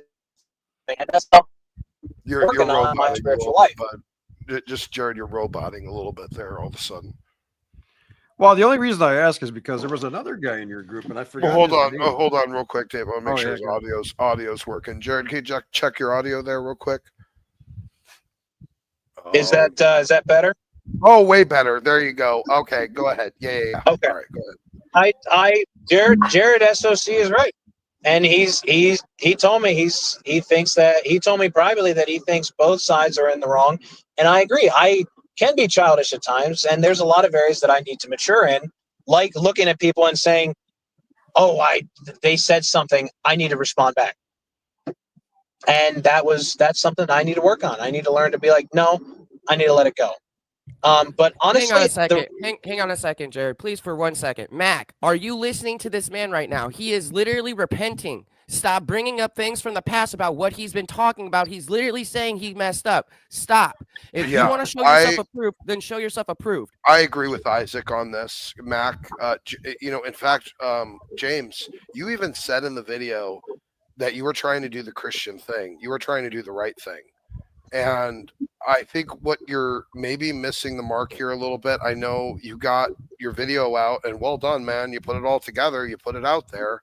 But what was the utility if not for the opportunity of bringing repentance and peace? Is that not the whole purpose of everything we do all the time as Christians, to align and sharpen each other, show higher ethics, to show better morals, to not jump off and give the most uncharitable judgments possible to each other? Isn't that against the grain of what is expected of us, as well as Jared would say, servant of Christ, to demonstrate that he is our master and walk in these expectations of, as Isaac so beautifully puts it, love and forgiveness? Like, James, you said it in your video that you were doing this. You were exposing Jared, because you thought it was the Christian thing to do, to bring this to the light, to stop covering, to stop allowing all the lies and the nonsense. And now it's out and it's in the light. And here is Jared owning it. I mean, what else do you want? Like, do you really need to twist the knife? Like, do you really need to indulge the most uncharitable type of judgments the way that Jared was doing it and is now repenting of? Is this our Christian ethic? Is this what it is worth? Come and join. If you want to chat, if you want to engage with this directly, come and join. But don't sit here and act like you're somehow operating from a higher moral standard. If you're taking someone trying to be genuine and owning this and trying to really dig in on it, at least give it some sense of Christian charitable judgment. You guys have all said awful shit to me. And I said today that I was willing to extend the peace and want to bring peace and want to stop all this bickering and nonsense, because these are supposed to be Christian men, right? Christian men, not only just Christian men that are out here claiming to teach, instruct, guide, tell people what they should believe or where they should go or who they should support. And this is the ethical judgment you show. all of you. And Jared, I have to say it to you too, because you did it to me. And y'all did. And y'all jumped in. And you just went off of something you heard. And when I went to you as a man to try and peacefully give you the chance to hear me out on the other side of the story, you just called me a fucking predator and you threw me away. And this was not Christian ethics. This is a lesson in Christian ethics for all of you. And I hope, James, opening the scroll, look at Isaac. Isaac is showing himself to be your spiritual superior right now, who's a baby Christian. Are you men of faith? Do you believe that Christ is your Lord and Savior, or just your Savior, like the bat-brained free gracers? Think about it. I'm encouraging you as hoping that you are sanctified by our Lord and Savior Jesus Christ and his Holy Spirit, that you can see the value in what I am saying, that your conscience is pricked, and that you want to do the right thing. Because trust me when I say that what I wanted to do in my flesh was jump in the fray and rip all of you apart, annihilate your lives on and off the internet with the stuff that I was going to say and the things that I was going to encourage people to do. That's flesh, and we are not called to live in flesh. And this is a demonstration of Christian ethics right here. And I am asking you guys, James and Mac, to please examine yourselves in this and think about it before you rush to want to just drill in as much condemnation as you can while he's sitting here and owning everything. Be real. I apologize. Isaac, Jared, continue. That's okay. But to answer Dave's question, I just came because I used to be a youth and assistant pastor, and the video of me getting appointed is on my channel. And I did that for a year and 2 months, and I resigned because they were doing things that did not align with the Bible. And after like 6 months of meetings and elder meetings, I was basically told, if you don't like it, you can leave. And so I left. And so I pretty much just was like, okay, where can I still, teach? And I started YouTube when I was like 15 to better my speech because I had a horrible stutter and speech, whatever. And it just turned into this. And like I said, this is pretty much the last time I'm going to be at anybody's channel. I mean, I'm just here just to be like, yeah, I do apologize if it probably is better, Jared, if I could make any recommendation at all and advice, and I'm willing to have peace with you tonight, and this can be the end of it with us. And if you want to do your channel and your YouTube, just do what is core to your heart that you know you can do and stay within your ethical guidelines. Just do your shows about how much you love Jesus or interesting things you saw in passages or devotions, or walk people through devotions. Learn, study, grow, build an environment where you can find people that are maybe at the level as you who are also building and growing. That's basically what I did with my channel.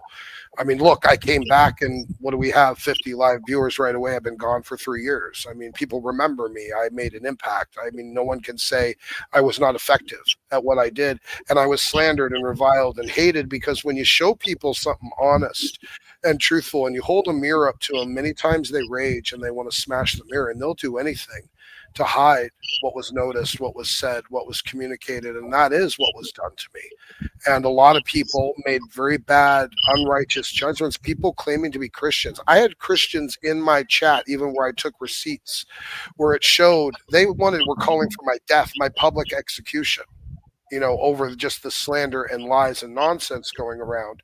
And it had to take 3 years to be allowed to even release information about the other side of the story without potential legal consequences because of how skewed and disgusting the system is. And then when you come out and try to put it out there for people, then they just want to ignore you. You want to point out that there was no evidence to convict you 20 years after the fact.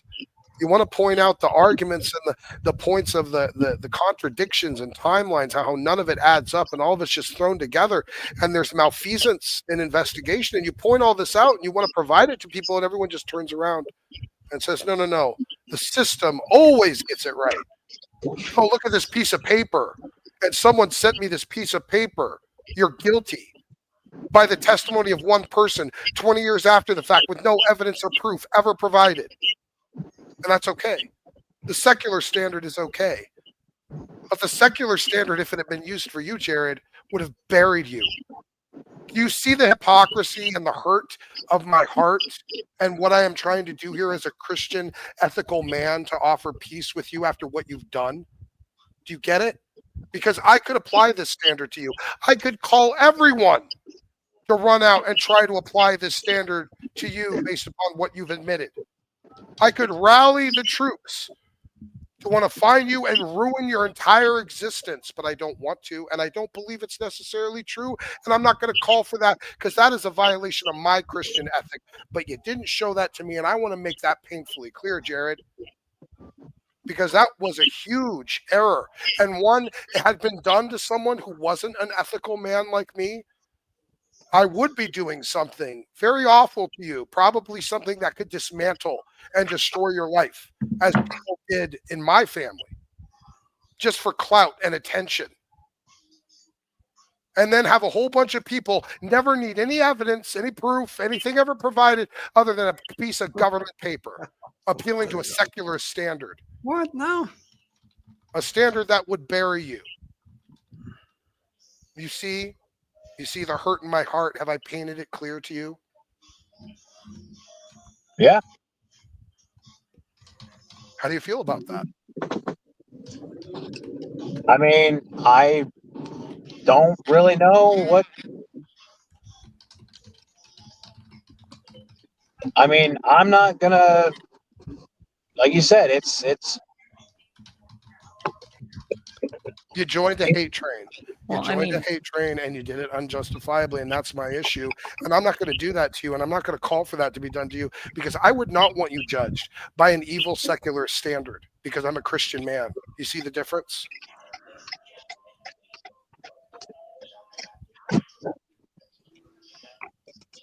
can I ask Jared something?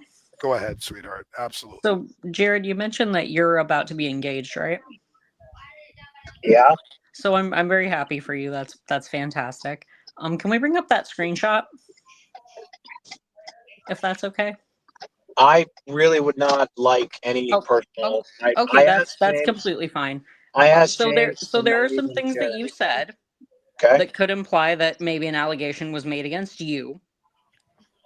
That's similar to some things that you've brought up about somebody very important to me. I want to know how your fiance would feel if somebody just repeatedly brought up something that was completely unjustified against you. How do you think that would make her feel? This is great. I'm just curious. Do you think she would feel very good if, for example, I every day was making disgusting, wretched posts every day, maybe calling you horrible names? Do you think that would like hurt her heart and be very destructive to your family? I'm right here. Probably, but I'm again, just asking you to extend the same grace. Okay, I have my personal opinions, and I'm just here to say I'm not talking about any of this anymore. Like, I gave my side. Oh, that's fine. Apologize for the stuff I said, but I still have my personal opinions, but they're going to be my personal opinions. Oh, and I might have my own personal opinions about some things that you've said as well, but I'm going to take the high ground, and I'm not going to make them public the same way that you have. That's perfectly fine. Because That much is like perfectly much like what you did, there's no basis for it. It's just a statement. Can I And ask? unlike what you did, yours are based on your own words. You damned yourself. So everyone has seen it. Everyone has seen what you said. That's very different. I mean, it's fine, but I want you to really think about that. I want you to think about what you've said about my family based on nothing. And I want you to really take that to heart. Did he leave? Did he leave? No, we did. Well, the other thing that I was going to ask was the other fact was that all it is we all just want basically reconciliation. Honestly, at this point, JRodTK, even though you left, show respect. We understand you have feelings, you have your own opinions and everything else like that. But even if you have your own opinions and your own stuff, sometimes it's good to keep it to yourself. The Bible even showed us that the devil puts tears in our understanding and our thoughts. And sometimes your thoughts are not God's thoughts. So sometimes your opinions are not God's opinions or God's thoughts. With that being said, you may say that you have your own opinions and your own thoughts. But with that being said, I still feel like you're basically trying to give an understanding that you're still going to say what you're going to say, even if it makes people upset. But if it makes people upset, they should be able to come to you as a Christian ethic and be able to be like, hey, I don't like that, so please can you stop? And as a Christian, you should be able to stop, even if it is your opinion. You're allowed to have it. I'm not telling you that you don't need to have it. But if you've already said it one time, then so be it. Keep it to yourself. Well, That's I pretty don't much know it. if the repentance is valid if he's lying, which I think he is. That's Well- just my personal opinion, but I'll just keep that to myself. Like he says, he'll keep his own He opinion. owned some of it. He owned some of it. He didn't own all of it. And the part that I'm a little disappointed about the ownership of has a lot to do with this kind of whole, like, my opinion and keeping his opinion public or private, and about his opinion. Well, what is his opinion? That's what would have been my next question to him. Well, what is your opinion of me? Well, I'd also like to hear. I also like the story that he wove regarding the screenshot that I would like posted. Let's go ahead and because actually, that's I'll very tell you what. the story that he wove is Tell you very what. different than what was listed in what he said. So either he was lying then or he's lying now. True enough. Which I think the reality of it is he's just a liar. Me and the missus need to do this next thing alone. I'm okay with them being here for it. I think You Isaac sure? could give some good input on this as well. I don't. All right, I trust I'm gonna Isaac's judgment on this. I'm gonna add Sammy and Ryan for a quick comment. Why are we adding Sammy into this? Just for a quick comment, and then if it's not meaningful, he's gonna go. Nothing Sammy says is meaningful. Look at what he's saying. I couldn't in the agree private more. chat. Go ahead, Sammy. Say something meaningful. Prove them wrong.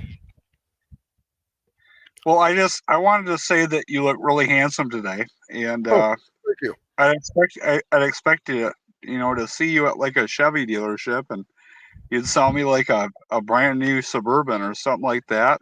You look really good. You look like a car salesman.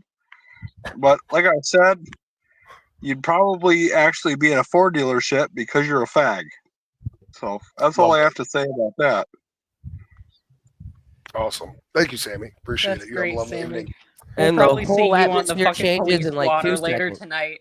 Oh, Fucking boy. puppy. Ryan. Well, you if have he something wants you'd a like to used say. car dealer, he can talk to SFT if you remember that. That's true. Yes, SFT is the guy to go to. That is true. But I'll be charitable to Jared. Maybe he was railroaded out of whatever church setting he was in. I have a world-class scholar friend who had that exact thing happen to him. They told him ordainable in 6 months. 2 years later, no ordination. So I can be sympathetic to that. From my perspective, Yeah, no, I wanted to just mention this to Mac and James while they're still here. Mac and opening the scroll. If you guys want to arrange something to come in and give your side and point out the things you thought were lies that Jared was saying, you're welcome. Because here's the thing. We're going to pull up this screenshot here in a minute, but I have to say this. I was very torn. My wife will tell you, was I not very torn over this stream today and what No, we probably had a 2-hour conversation as to how we were going to go about this. And also, Mac can't come in today because he's working. I understand. No, that's fine. But if he wants to go into the community Discord, he's not going to get booted. You're not going to get welcome booted to come or in bullied in there. because You can he's go into been the pleasant. community Discord. Some mod, please post the community Discord for Mac. Yeah, and, if he wants to arrange to come into a live or do something, that's completely fine. And you guys can chat and set up something, and you can come in and you can, speak to the same audience he did. I don't know. He left. Maybe he ran out of cell signal. His phone died. I don't know. It's no biggie. Things, whatever. But, this is what being a Christian's all about. Here's the thing. I would what has been out let me just get this out there. What has been put out there so far is very concerning, and rightfully so.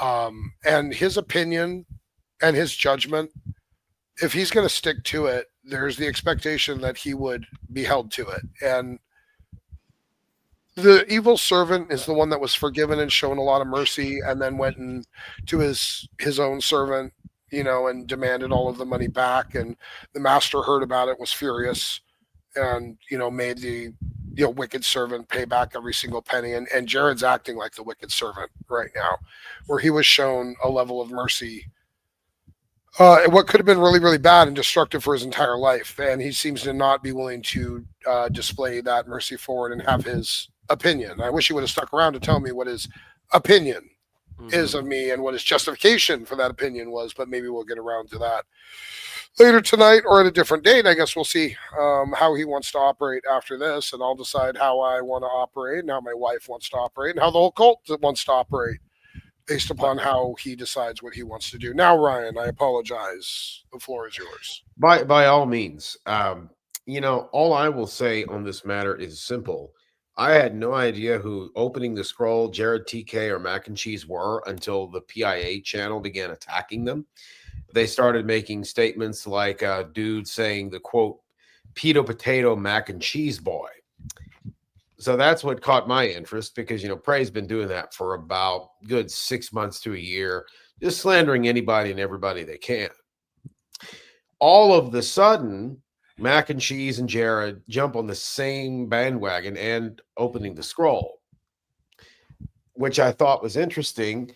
Jared, now, I'm not going to say to what degree he got involved because I don't know this, but I found it interesting that he didn't say anything about his friends doing that. Then all of a sudden had his blowout at Veckles because you got a wrench, of all things, right? I don't know if these Gen Z kids understand that giving a wrench to someone does not communicate endorsement. That's just stupid. Though I find it interesting that they want grace shown to them. They do not show grace at all. My closing comment will be this. If you go on Mac's channel right now, there are dozens of AI created hate videos against Isaac. I understand what that's like because someone else here on YouTube does the same damn thing to me. I find it very, very interesting that instead of owning up to what they've done or pursuing any genuine reconciliation, that's the measure at which they operate. And once again, since people don't get it, no, I'm not part of the Cone Club cult. And yes, I speak only for myself. Ryan, I am pretty sure he's taken those down in the interim. Well, maybe he since he's has. apologized. I do know he took everything down that he did on me. So Mac, which Mac does did, show genuine repentance, in my opinion. So yeah, Mac did take everything down. You guys are onto something, because he has said that he was okay with praise, but then he had the whole documentary still about like why they were horrible and all this other stuff. But it's like Jared doesn't take videos down really ever. No. Mac does, and Mac he took the video down with me and the other person. And the other thing is Mac, I don't have any ill towards you at all. All I'm just saying is I do believe that you have a right to have your voice out, and you do have a right to present what you've been going through as well. And the same thing with Opening the Scroll. I have nothing against any of you guys. All I want is literally peace. I just want to find the truth, because that's what I've been asking God. So I believe when more people talk, the truth will be revealed. So if you guys have your information or your stuff, then all means I would recommend talking, because other than that, there's just one side, so it's kind of hard to tell which. I mean, it's not really that hard, but we can kind of tell there's one person lying right now, and we're pretty sure who it is, but you understand what I'm saying. Well, I'm just going to be charitable and saying I don't know exactly how old these guys are, but I warned a certain YouTuber that they were all interested in drama. Watch out, don't get too closely involved with them. It looks like that was correct. I would then advise them that, look, I've gone down that road before. You don't realize what you're making yourself look like to other people. The reason you need to care is that you need to ask a big honking question. Is this glorifying the Lord? So guess what? If you took down the videos, great. My point still stands. You went from getting slandered by PIA to slandering other people, me or Smokey or whatever included. And then all of a sudden, everything is fine. Now you're turning on Jared. I highly advise you take a step back and consider, is this consistent with Christian sanctification? Fair point. Fair point. I couldn't agree more. I do want to pull up the screenshot. Jared, you're invited to come back at any point. I think the link is still pinned. Is it? I don't know. I mean, you guys were able to get in. Yeah, it was pinned when I came in, so it should still be there. Like I said, Mac, James, Mac, if James isn't here, Mac, I'm sure you can reach James. You guys are welcome to set up something if you want to come in and kind of tell your side top to bottom, and fill us in on the things that you believe Jared was lying about and what he was saying, and your take on what we're about to review. Help yourselves. But we're going to go through this. We're going to parse it. Me and the missus talked about it a lot today. And I just need to put my thoughts out there. You guys can put your thoughts out there. And the people in the audience can operate by whatever they believe their best conscience is about it. While Jared did seem to be owning certain things, including certain lies and stuff like that, he did not really own a recognition of his immoral judgment towards me, and seems to have just isolated into the claim of his opinion. Well, if his opinion about me has not changed from what it was, and his only opinion that's changed, he just is not going to vocalize it. Well, he's already vocalized it. So now it needs to be answered for. And if he's not going to answer for it and be willing to operate and change his opinion, then I'm going to assume that means he wants the very same judgment given to him that he's demonstrated to me. That's what that will communicate to me, and I'm sure that's what will be communicated to our God that he claims to serve. So we have the expectation from Scripture what his fate is in that regard. So he should think about this with some serious weight in terms of wanting to maintain his very unchristian, I would argue, very unjustified opinion of me, which I just pointed out tonight, if was used against him, would bury him permanently, legally. Could ruin his entire life, top and down, even take his freedom from him. Because unfortunately, this is one of those types of crimes that many times in many jurisdictions, you don't need proof, you don't need evidence, you don't need a rape kit, you don't need anything. You don't even need a reasonable period of time for statute of limitations consideration. You just make up shit 10, 20, 30 years later and just claim it's true. And everyone runs and says, oh, what's a victim? Got to believe them. Can't question anything they say. Oh, there's no proof. Oh, there's no evidence. That's okay. We can't make them feel like they're being invalidated in their victimhood. So we just have to believe it and run with it. Jump to the victim's defense, not even considering maybe you are supporting and aiding the real predator in the situation because you're not looking at evidence. You're not making righteous judgments. And is Jared going to stick to his standard of unrighteous judgment when I made such a clear point that same standard would bury him? What do you think, sweetheart? Am I missing the mark here, or did Jared give the impression that his opinion of me that he's already publicly stated hasn't really actually changed? Oh, no, absolutely. He made it very clear that his opinion is exactly the same, but he'll just keep it to himself, which is why I was getting very frustrated. And I just made it. He pretty much said that he doesn't want his same standard applied to himself, because that's what I was trying to get at to him. Would he like this same treatment applied to himself? And that's why he ran, because he can't even fathom the same thing being done to him. That's why he was so upset that he couldn't stand being in this room any longer. Because he realized that because this is out now, that might be done to him. I would like him to answer for the comment that I caught him making, where he said he was going to a YouTuber who exposes PDF files with millions of followers, where he was going to give our names. That was James opening the scroll. Opening the scroll said he was going to JD Delay's channel. The one that likes to talk about throwing sex offenders into wood chippers. But he may have said that at behest of this one, come to find out. Well, he also allegedly went to the FBI to complain about not just praise, not just other people, the entire lot of us at that time who were being attacked and slandered. So I'd like to see him answer for that. I'm sure the FBI has nothing better to do. Yeah, I'm sure they're going to pick up on that, right? Because the FBI, clearly that falls under their jurisdiction and interest. They'll get right on it. And that is why Low is Miss Smoky Saint. Period, Because she point blank. catches on things that I did not catch on. That's all I'm gonna say. Well, if I could just insert one more thought, it's very tragic what happened to Smokey, and honestly, I regret my involvement in the so-called hate campaign at the time.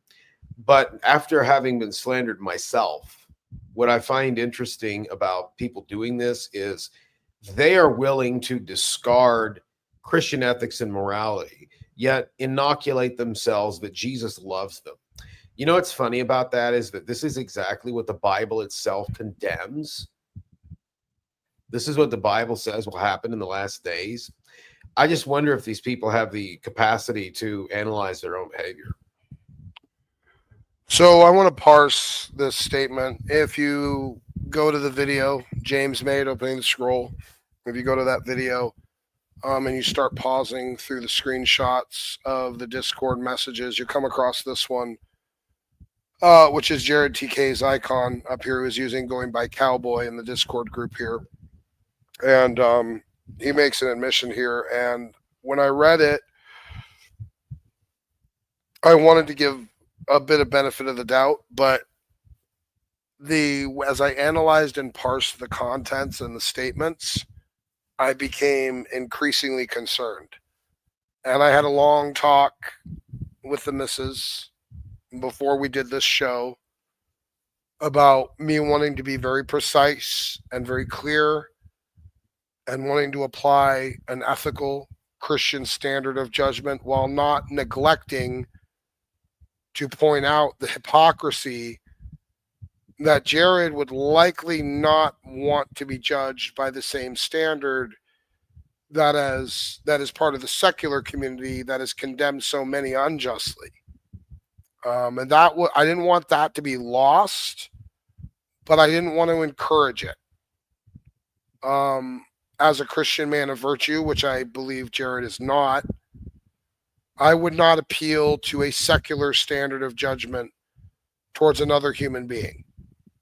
I believe that as Christians, we are called to have spiritual focus and to analyze people's fruits and what they demonstrate, not what they were or what they were claimed to be. But JRodTK seems to be grotesquely unfamiliar with such a Christian ethical concept, and I hope that he might learn a bit about that tonight. I would hope, because if the standard that he seems to be so willingly applying to me and others and people in my family, he would honestly be condemned and buried and have his life destroyed, ruined, have to be on a list and register for the rest of his life probably. So what he said in this room, the story he gave, and this is a problem, and this is where I gave you a chance to kind of be direct and honest about it, Jared. But let me tell you something. The story you told even in here, in this room tonight, was different than what you said to your friends in private Discord. So were you lying then, or are you lying now, as my wife so brilliantly pointed out? Now, what I want to do is I want to read this and I want to parse it for you and bring out the points that make no sense. My lovely wife was encouraged before the show to attempt to play good cop and allow for benefit of the doubt where I might be analyzing and critiquing too sharply. And hopefully that would play out to us giving a good perspective to the audience and people out there so that they can make decisions on what they want to do with the information in their good conscience. So I do not want to dictate to any of you. I have prayed on this. I have meditated on this. I've consulted my wife on this, who has done the same. And I believe this is the best thing to do. To parse it out, to do what I always do, tell you how I see it, and then we move on. So I'm going to begin, and then we will end up moving down for the rest of the room. I'm going to move everyone back except me and my wife for this part, because this is just going to be us. This is delicate. This is precise. And you guys can give your take after we are done with this. Sweetheart, any opening that stands out to you, or would you rather me just read it first before we say anything? So I would definitely start with reading it, just go over the entire statement. Okay, so this is Jared. Let me see if I can increase the size of this in any way, possibly. Yeah. Okay, so this is mac and cheese up here, and this is on my community post, by the way, if you guys want to go see it on your phones, read it a little closer. But this is Cowboy. This is JRodTK says, I know they called you a pedo, but something I don't talk about is my family did too. His family called him this and tried to send me to jail until they admitted it was a lie. So he's saying here they admitted it was a lie. That is why I moved states. Why would you move states if it was a lie and they admitted it was a lie? Why would you possibly have to move states? And why would you not just move to another county or across town or to another town? Why move states? This is about moving states. It's a peculiar thing to say about having to move states. You know, there are, by the way, if you guys didn't realize, there are actually plea deals people can take where they will make an agreement with the state if the offense is potentially too light or not something that necessarily is worth a lot of tax money going after or particularly difficult to prove. They sometimes have the type of plea deal where you can get your record expunged and have no record and have no sign that you were convicted or guilty, but you're never, ever allowed to come back to the state ever again. And they do have pleas like that out there that do exist. Is that something Jared had? I don't know. But saying this in this context about having to leave the state is very perplexing. It's a very bizarre thing to say. It doesn't quite fit. I know from real life experience that engaging never goes well. This engaging what? Defending yourself? Giving what? Pointing people out that they're engaging in unrighteous judgment, maybe, like you've been doing to me. Jared, is that possible? What are you saying, James? What Jared didn't mention is he blew up a peace deal and they started calling Mac pedo because of it, and Jared once again didn't care and not his issue and was mad Mac was, well, that is, yeah, okay. Thank you for the clarification, James. Appreciate that. And then it looks like a little bit earlier, Mac mentioned that it says, why move multiple times in short periods? Sounds an awful lot like something that they do with Catholic priests. Oh, God. Yeah, that's...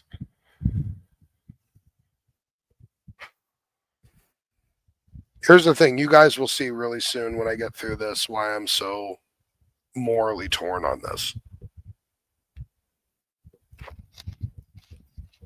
When I get through this, you'll get it. Because I don't like the idea of people being judged by a secular standard, which is very easy to prove. I don't like that. But you know what I also don't like? Is someone who claimed to be a youth pastor who has this sketchy of a story going on to be allowed to be a youth pastor somewhere else. That's also a tough pill to swallow. You see how I'm torn about the idea of protecting kids versus judging someone unjustly as he has encouraged to be judged unjustly. He actually even said to Veckel, he told Veckel, oh, would you ever leave your kid with Smokey? Oh, would you ever allow Smokey, to be around kids at church and should he even be in church? And what about you? Since the standard is so low, since the bar is so low for you, what about you, Jared? Should you ever be allowed to be a youth pastor ever again, since that's what you claim to be and were doing until you had to, move the state? Move out of the state? Why'd you have to move out of the state? How would any of this right here have to ultimately... That's one of the things I would have liked you to stick around and answer. The hell are these two things related? Should explain that. I know from real life experience that engaging never goes well. Engaging sounds like what? Defending yourself? Defending yourself from things? I have no idea how to turn Discord off. I've actually closed the app on this computer. It's absolutely ridiculous.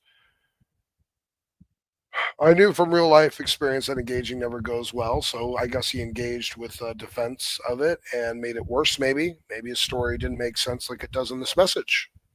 Maybe that's part of it. Me and Mac have admitted every time we went overboard and got into flush during fights. The point was TK was involved and acts like he wasn't when it got too far. Me and Mac aren't saying. Oh, that's fair. That's fair. I accept that, James. James, I said earlier on Isaac's channel about you and Mac.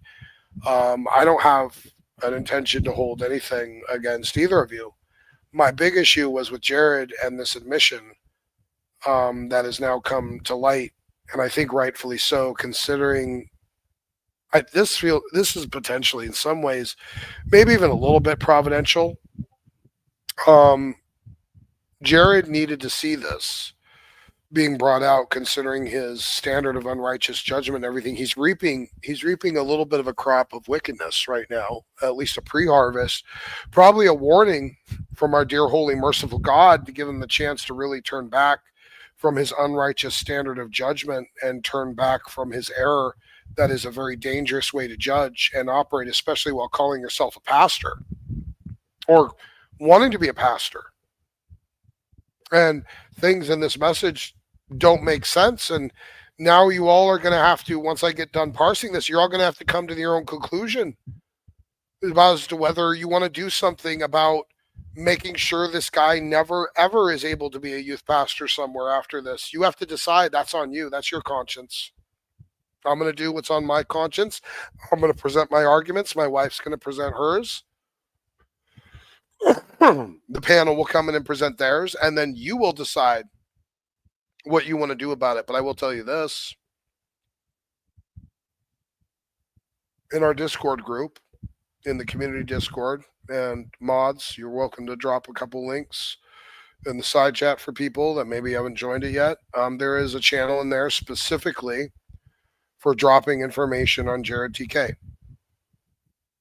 Specifically to drop it there for him, because if someone decides of their own volition that this story is fishy as hell, and that by his own standard he's dangerous, and maybe by your own ethical standard and judgment he's dangerous, and you want to encourage that there should have been a full-fledged investigation into this event.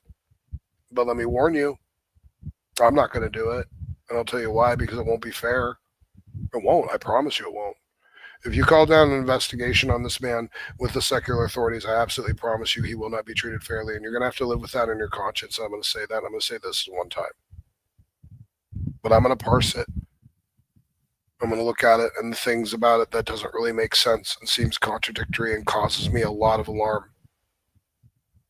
But what am I going to do at this point right now with this information, knowing after the fact, this is so long after the fact, and that the standard of judgment that the secularists would apply would be unethical and lacking in good Christian virtue, and would not be able to be manifested with any standard of reliable truth. And you should be angry about that. You should be angry that your justice system has betrayed you like this, that their standard is so facocked and their method of judgment and operations is so terrible that real, actual dangerous people that maybe are dangerous just are allowed to get out there and continue their lives.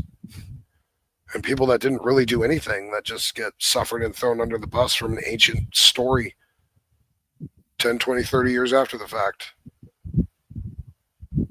And it doesn't help. And you should be outraged. You should be outraged. You should be outraged at the standard of justice that cannot be trusted at this point. You should be angry. Okay. It's fine, buddy. Thanks for being here anyway.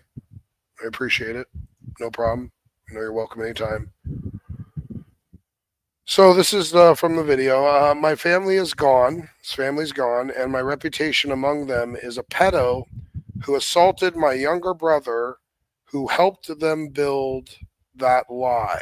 Now, the puzzling thing about this to me is if his family admitted it was a lie, why would his reputation still be somewhat with that family that admitted it was a lie? Why would he admit that his reputation would still be that he did this if they admitted it was a lie? That's fishy.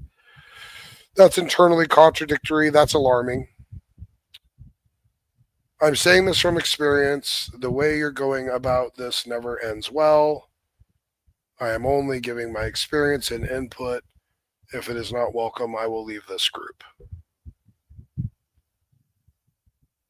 Okay, that's fine. If you, again, James, you and Mac, the invitation is open. I said it a couple times. If you want to come in and tell your side of the story, point out where he lied, refute it, give even your moral opinions. You can't do it today.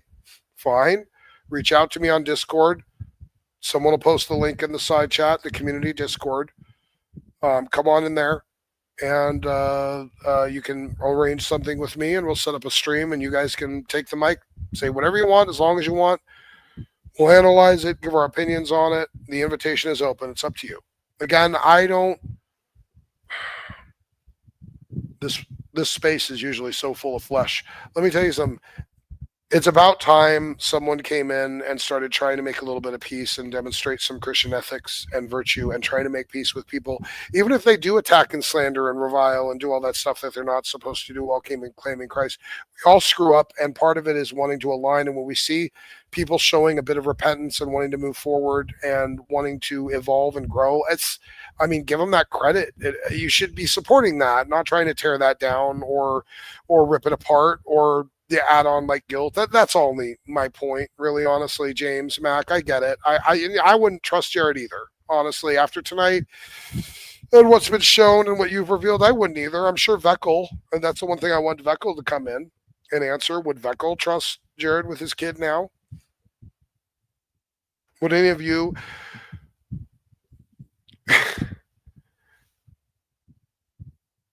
Can we get some twos in chat? Twos in chat if you would never in a million years leave your kid with JRodTK after reading this. And how sketchy the story is and how internally contradictory. How twos if you would ever let him watch your kids. Twos that you would never ever let him watch your kids. Threes if you would never in a million years tolerate the idea of him being a youth pastor somewhere. Threes if you would never in a million years tolerate the idea of him being a youth pastor like he claimed to be.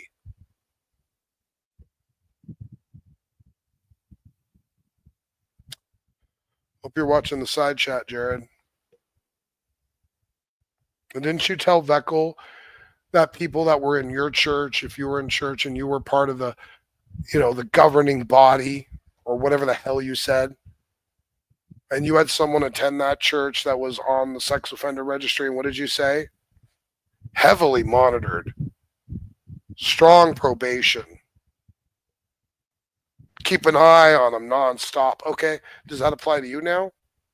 We'll never forget how he has always phrased everything he has ever said. Oh. Which the way he has always phrased every attack he has ever made is that he has never been convicted or arrested for a sex crime. He never says he didn't do it. It's a good point. He's never said I've never committed a sex crime. I've never done a sex crime. He's never been convicted. He's never been arrested. I'm going to have a video about that, actually. I'm glad you reminded me of that, sweetheart. Because actually, there is a video about that on Basement Dwellers channel. Because there was a time when Jared came in while I was in Veckel's room, and I confronted him and invited him to come over and talk to me, but he didn't want to. And he was running for me at the time and slandering me. And I don't know if he's going to come back and answer for some of this, but that was part of the deal. Jared, yeah, Smokey's open invite to Jared. Let me open this up.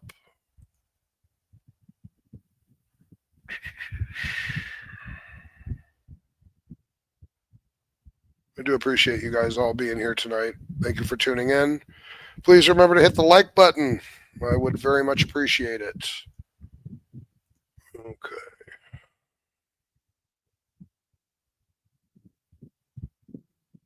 That's the one. Ryan is back. Oh, shoot. Ryan, I'm sorry. I'm black. I'm poor. I don't have enough money to get you in there. It's already got full house right now. Oh, is Sorry that how about that works now? Oh, all right. Yeah. Well, why don't No, I didn't. I'm not paying for the subscription. I know that JRodTK is a spineless whelp who doesn't want to risk any type of direct interaction with me because he's not actually a man. He's just a child. So I'll bow out if you want to let Ryan back in. I mean, that's fine if you want to do that. Here, If Ryan I? has an engagement or a question. Well, it's up to you guys. Listen, I'll leave it up I to you said guys. what I said about you. I'm not here to talk about those things. I'm here I to know you're discuss- not. Yeah, I know you're not. You're just here to be in the room with me when you said you'd never engage with me and you'd mark and avoid me. But here you are in the room. Are you bored? I never said that I would mark and avoid you. I just said I think you're a convicted. Is your wife pedophile. uninterested in you as the rest of you Care too? what anybody? Hey, you just didn't get caught. What did you do when you were younger? Let's go back in your little closet. Gosh, here we go. You got anything in your closet there, Jared? I was never arrested for that. There we go. Let's hear it. Did you guys He hear was it? never arrested. He was never arrested for it. They sure tried, but he was never arrested. You just didn't get caught. What did you do when you were younger?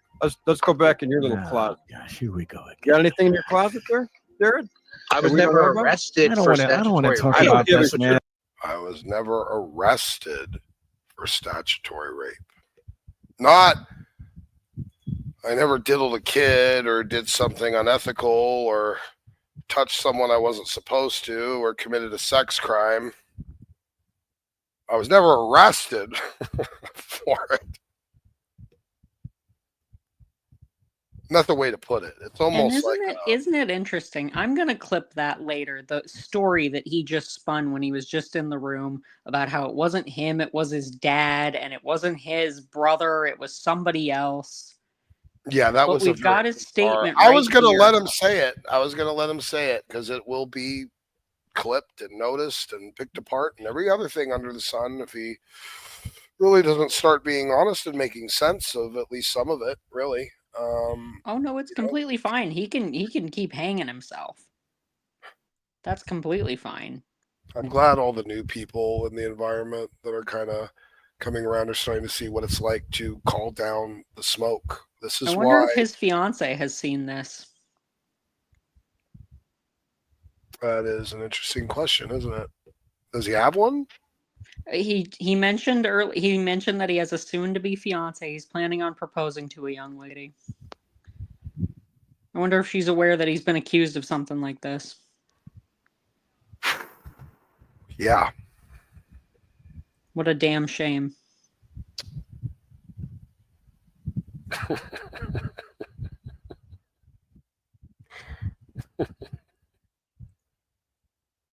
That's funny, Mac. So, okay, so this is that's problematic to me. Even the way he decides to put it, and here's the thing, man. Here's the thing. I'm not him.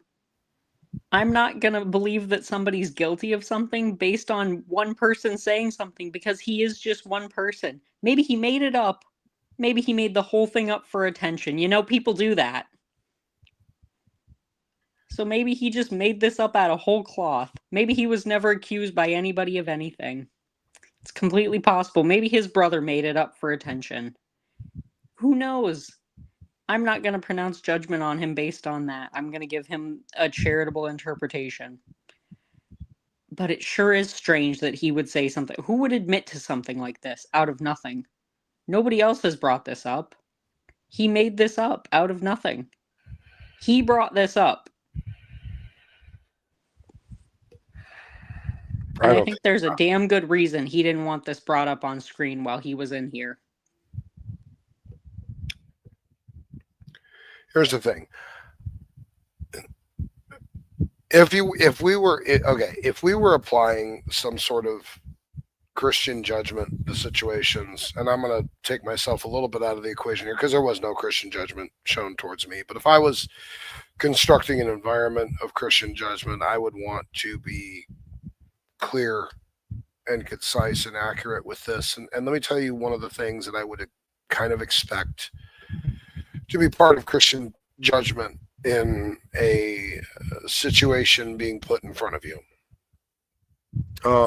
You do not have the other side of the story of this situation of Jared, and how do I put this? Well, quite frankly, we don't even have the first side because this story is just there's really nothing to it. His story doesn't even make any sense. That's the problem. And if I was judging this, at least in a righteous way, I would want to know both sides of the story, and I would want to see the side that maybe is making no sense. You know, like the bullshit. But he won't explain himself. He'll act like it never happened. His version that he just told. The fact that he's lying this much about it is not a good look. The fact that he's just told two stories that aren't even similar. The fact that he wants to lie and say it wasn't him, it was his dad or something along those lines. The fact that he says it wasn't his brother, it was someone else, but he says right here that it was his brother. It's just not a great look, because if it is what it is, then tell the truth. If it is what it is, there's no need to lie. Say what it was. Say that he falsely accused you. Had he operated by his Christian ethics, he wouldn't be in this situation at all. He was sowing a very wicked crop. And, you know, that's the thing, Jared, is like you are that wicked servant. You are that wicked servant, the one that was given a lot of forgiveness. This could have been gone so bad for you. Like, if even part of what you're saying in this is true, this could have gone so bad for you. Had you been judged by the very standard that you seem to be still judging me by.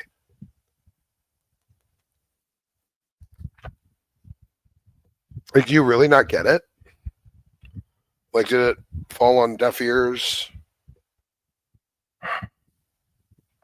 You know how if the standard you keep applying to me was applied to you, that kind of singular testimony witness thing, secular standards, like your life would be over, and you were shown mercy and that didn't happen to you, and then what do? You go around and like, what did you say, sweetheart? He's desperate to prove he's not that thing, so he'll yes, he's overcompensating. He's overcompensating. So he's attempting to build a reputation. Here's what you'll find. All these guys who their whole personality is, I hate pedophiles. If the first thing you do is you introduce yourself and you go, hi, this is my name and I hate pedophiles, that's the guy who's diddling kids.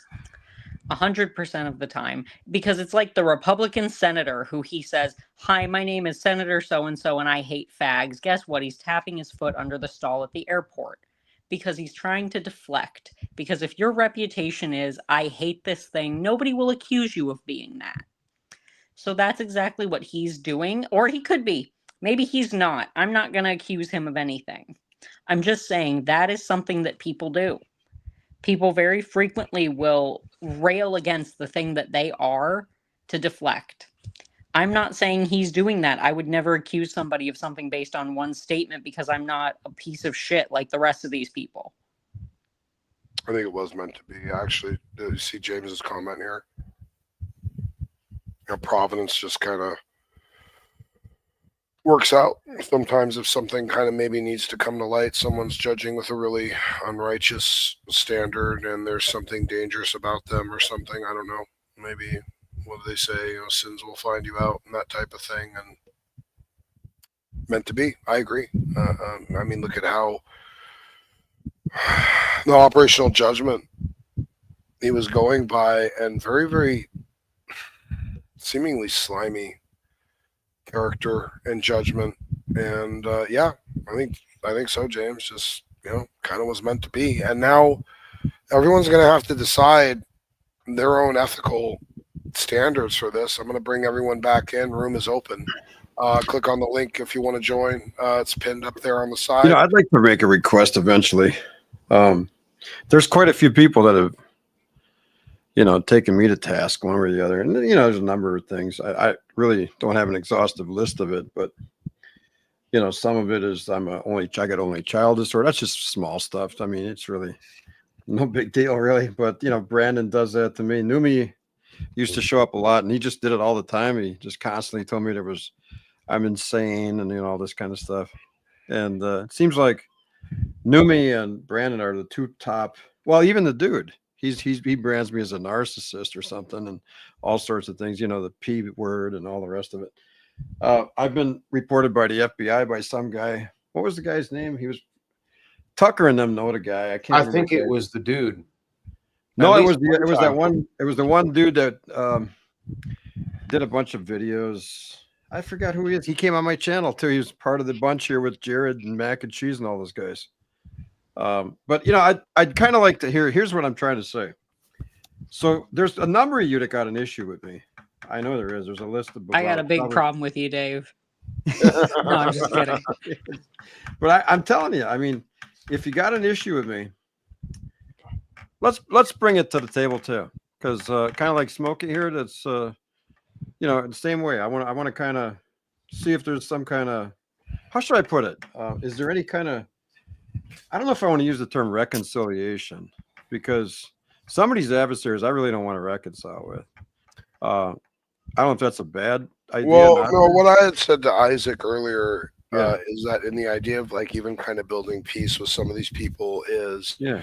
you don't necessarily have to suddenly be buddy with them, but No. it also means Sometimes you don't attack them directly with like old sins or try to bring up stuff to try to grab at them. Like there's a sense of an idea of forgiveness to where you're willing to allow their past to be their past and to not try to dig it up when they're penitent, when they're repentant, when they want to move forward. That's kind of a call in the Christian ethic and moral virtue. So there is that to consider. I mean, really. So. Could I also chime in? I don't know anything about all these allegations regarding JRodTK, and that really wasn't my interest.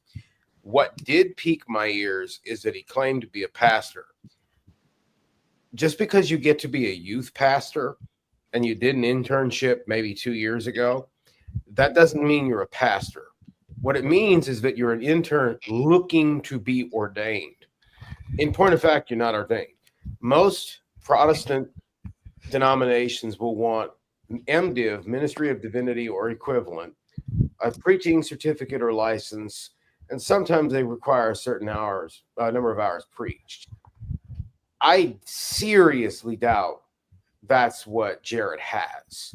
So my issue is he's representing himself as a pastor.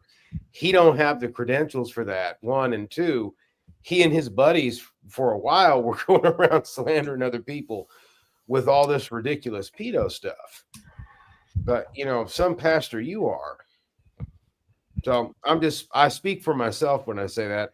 Honestly, I don't know what all this alleged pedophile stuff is about. It doesn't necessarily concern me.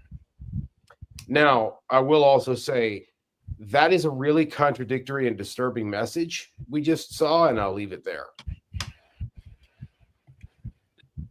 Agreed. So what I wanted to say is a lot of the things that Lo kind of pointed out that I didn't really notice is that, yeah, he did kind of like talk differently when he came on the panel compared to what was the message.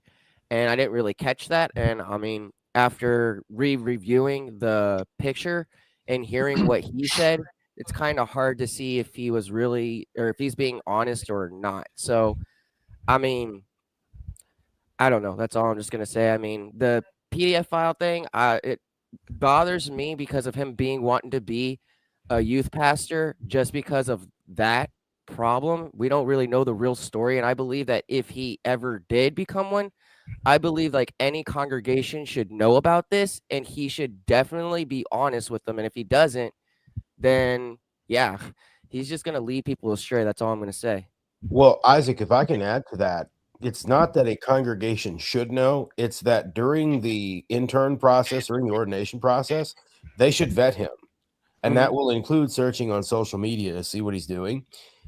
They would want to know about this, even if there is no necessary substance to it. That is something almost guaranteed that pretty much any conservative Protestant denomination would want to know about. In terms of just proper, and there's a reason for this, and it's not to out someone or to be condemning to them or necessarily treat them different. The idea is that if it's the type of thing that's hidden and they're attending church and then it's found out about later, it feels like betrayal. Like And it feels especially, why is he hiding it? If it was a false allegation, it's something that you would immediately bring up. That would be the first thing you would say especially if you're interviewing to be a youth pastor. If this is a false allegation with no basis, that would be the first thing you would say. Oh, You yeah. would say, I was falsely accused of this action. There was no basis for it. This is how it was settled. Especially because he's saying that this was something where there was police involvement. So he should have a report. He should have a report to show them that this was Mhm. immediately dismissed. Well, this is why I'm careful not to speculate, because the trouble is, yes, this is disturbing, but there's also a lot of missing holes here, and I don't want to go down the whole hate train 2.0 thing. I don't either. Oh, there's no hate. There's I've been very absolutely no hate in clear. my heart about this. I've at been all. very. I wanted to put. Here's the thing. I put out there the way I saw it. I put it out that it was sketchy. It was a sketchy explanation of a very alarming story. And everyone is going to have to operate with their own conscience about what to do with that. Right.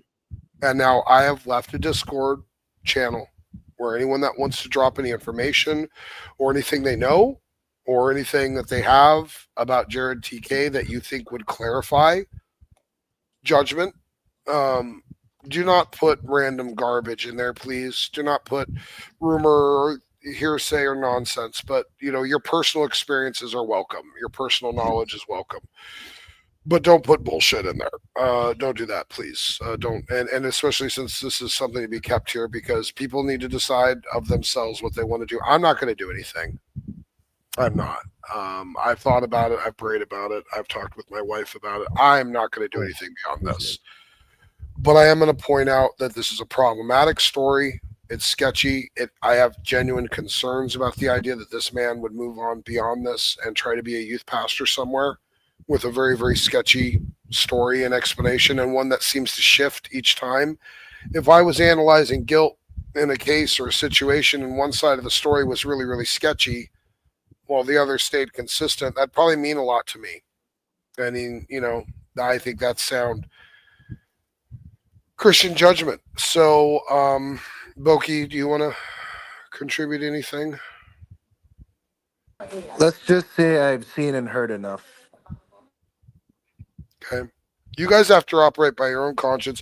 But I'll remind you, and I'll say this again, you call down the secularists in the law, the man will not get a fair trial. Just let me tell you that. And if you can do that, let that be on your conscience. I'm not encouraging you to do that or say that. You have to operate by your own conscience about the idea of what it's worth to protect kids and to rally and call for a full-fledged investigation wherever Jared came from into this event. Because let me tell you what I think happened based upon that statement and what he said there, because this is what it sounded like to me. His family tried to frame him, but then just didn't follow through for some unknown, odd reason. They decided to go through the effort of framing him for a horrific crime against his brother. This is how he seems to explain in Discord. But then didn't bother going through with actually getting him arrested. And I believe he would have been arrested if they wanted, because it happens all the time in many jurisdictions. Sometimes not. I give him the benefit of the doubt here or there. But generally this day and age, a kid or a little brother comes to the parents. If the parents want to throw the perpetrator in the prison, they usually can, or at least in jail. But then you have to deal with the fact that you're going to subject your one child to a whole series of examinations and rape kits and having to tell the story over and over again and being, isolated and having to talk to a bunch of these strangers. And it can be scaring. It can be jarring. And then on top of that, you're doing all of this, subjecting your younger child to all of this, just so that your older child can be thrown in prison for the rest of his life for a long period of time. So you make, as a parent, maybe the best decision you can that you can think of at the time. You want to give your son a little bit of benefit of the doubt, but you believe he did it. You continue to believe he did it even after he leaves the state, by his own admission, by his own words, which is very odd to claim that they admit it was a lie, but then seem to still believe it later in the same sentence, that where he has to leave. And so I think theory time, I'm not saying this is what happened. This is just what it looks like to me. You people do with it what you want, but this is what it looks like to me. And if he was here, he'd be able to answer for it and say something different. But what it looks like to me, honestly, his story doesn't make sense. I'm not going to go out and say I believe he did it. I'm not going to take that side. I'm not going to put that out there, but I'm going to say this. The story is very, very sketchy and it's very, very concerning. And the idea that they would frame him but never go through with it, the more likely scenario is they really, really believed he did it. And they said, well, we don't want to subject our younger kid to all of this trauma of having to testify against his older brother and all of this battery of tests and everything just so that we can throw our other kid in prison. And they made some sort of deal with him. If he disappeared and went away and didn't come back, it would all be fine. It would be forgiven. He would just be kind of like a satellite part of the family or something like that. At least that's what the message seems to read. That his rep with his family is that he abused his brother.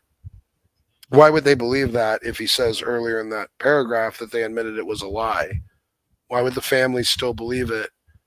And as he states in that message to this day, it doesn't make sense. It doesn't add up. But I can understand the very, very difficult position a family would be in, the very difficult type of choice they would have to make to find out that one kid has been sexually abusing another kid, and the decision to harm both of them, to ultimately hand one up to an immoral, unjust, secular standard, to harm the kid who's already been harmed just so that you can throw the other kid in prison is a very difficult decision for a parent to make. And I don't think any of us are in a position to necessarily judge anything they did, especially on the information currently had. But I'm just throwing this out there based upon his story, what he presented there.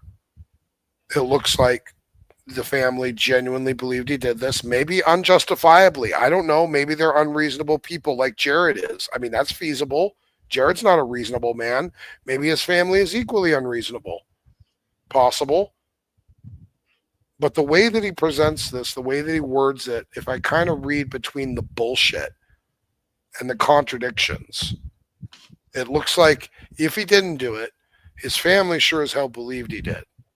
To enough to where he had to leave the state, to where they weren't really interested in having him around anymore. And that says something to me. He's the one that admits, hey, because of this, I left the state. Sorry, guys, I haven't been seeing your messages. We were told two different stories, versions of the event. Family friend. It's a cousin. 8 years later, the victim is still dealing with all that was done to him, and it's heartbreaking. Yeah. So they have to be subjected to all of that, and the parents have to make the decision to subject the child to that just to prove that their other kid is a predator and destroy his life and throw him under the bus. And wow, that's a really tough decision to make. Now, my biggest concern and part of my issue with this is that the idea that this guy claims he was a youth pastor and that he could right now, with no issues, move forward and fill out applications and be a youth pastor. And I'm concerned with that, considering how sketchy and weird this story is. And he did not do a good job tonight clarifying. In fact, he just seemed to tell a whole another story altogether. And I've known people that have done that. I've known people that have got away with that in court settings where they've told a bunch of different stories and got away with that. And I don't really have a lot of patience for that because the system is used and abused by allowing people to do that, to tell a whole bunch of different raging kinds of stories. And JRod didn't do a good job tonight, to me, personally. He should have stuck around a bit longer and answered some of this, because now people are going to make a decision with their conscience about everything we've said, and he doesn't have an opportunity to say anything contrary. And I'm not going to give him the chance to do this again. I mean, he can show up. I'll give him another 20 minutes if he wants to show up again. If he's not interested to answering any of this, then it's going to sit where it sits. And everyone in the audience and everyone here and everyone that sees it is going to have to make their own moral judgments about what they want to do, about what length they're willing to do, if they really want to call in an unjust secular standard to keep this kid, right? Kid, 24-year-old man, 25, so supposed youth pastor, whatever he is. You want to call down the authorities on this guy because you think he's a predator and you think that's the higher good to protect the kids because your spirit is aching and you feel that prick in your conscience, like, no, I need to protect kids and I need to do something. I need to call in and do what's right and call in a full-fledged investigation to try and protect any future kid, because I think Jared maybe very well did do this because his story is shit and he doesn't seem to be able to explain it very well. And now I'm really concerned. And he could just go on and be a youth pastor like he claimed to be. That's on you. You got to decide. I'm going to go and let you know I'm not going to. My hands up. I'm not doing it. I know what I'm calling down, and it's not going to be fair, and it's not going to be righteous, and it's not going to be good, and I'm not going to do it.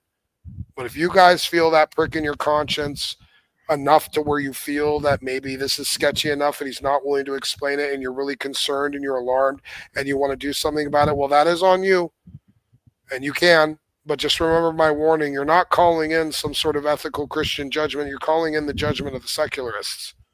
And you need to do this with the understanding that if you're doing that, it's because you're really, really convinced you got to do something to reach out there and protect kids from someone who claims to be a youth pastor and very well could continue to do that very thing, who says people that are accused or on the list or something need to be heavily monitored in a church. I don't think he wants to be heavily monitored in a church. He wants to be a youth pastor.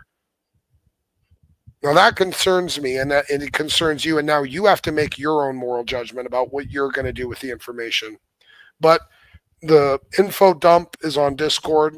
It's available. Anyone that has anything and knows anything about JRodTK can go drop it in there, and then you guys can look at it and make your own moral decisions about what you want to do. And I will yield. I will leave it over to the room. Dave, are you here? Yep. Do you mind if I take a 5-minute and you can go ahead? Yeah, and go ahead. I'm hanging out here. Yeah. Just happy to be here. The only other thought I will add, if I may, is that when I've tried to engage Jared on the subject that he just was an intern, which is what he admits on his public Facebook page, he immediately tries to dismiss me. Well, Ryan claims he said at Veckel's channel that he has all this secret info. That's not what I claimed. I don't really care who this JRodTK is. I'll stick to his YouTube username, but whatever. My point is, if you run around claiming to be a pastor, you're claiming that a body has seen fit to ordain you. That means that there are biblical stipulations and moral stipulations which apply. I find it very interesting that he can dismiss that. Again, I'm not engaging on any supposed PDF file sort of things, as disturbing as that is. I don't have enough information, and I'm not about to go on Hate Train 2.0. I just find it very interesting that, okay, maybe he's nervous, but he's changed his story and he's evading questions. Hopefully, this is just a case of a very poorly spoken individual who needs to strongly reconsider what he's doing and saying. And I'll just leave that there.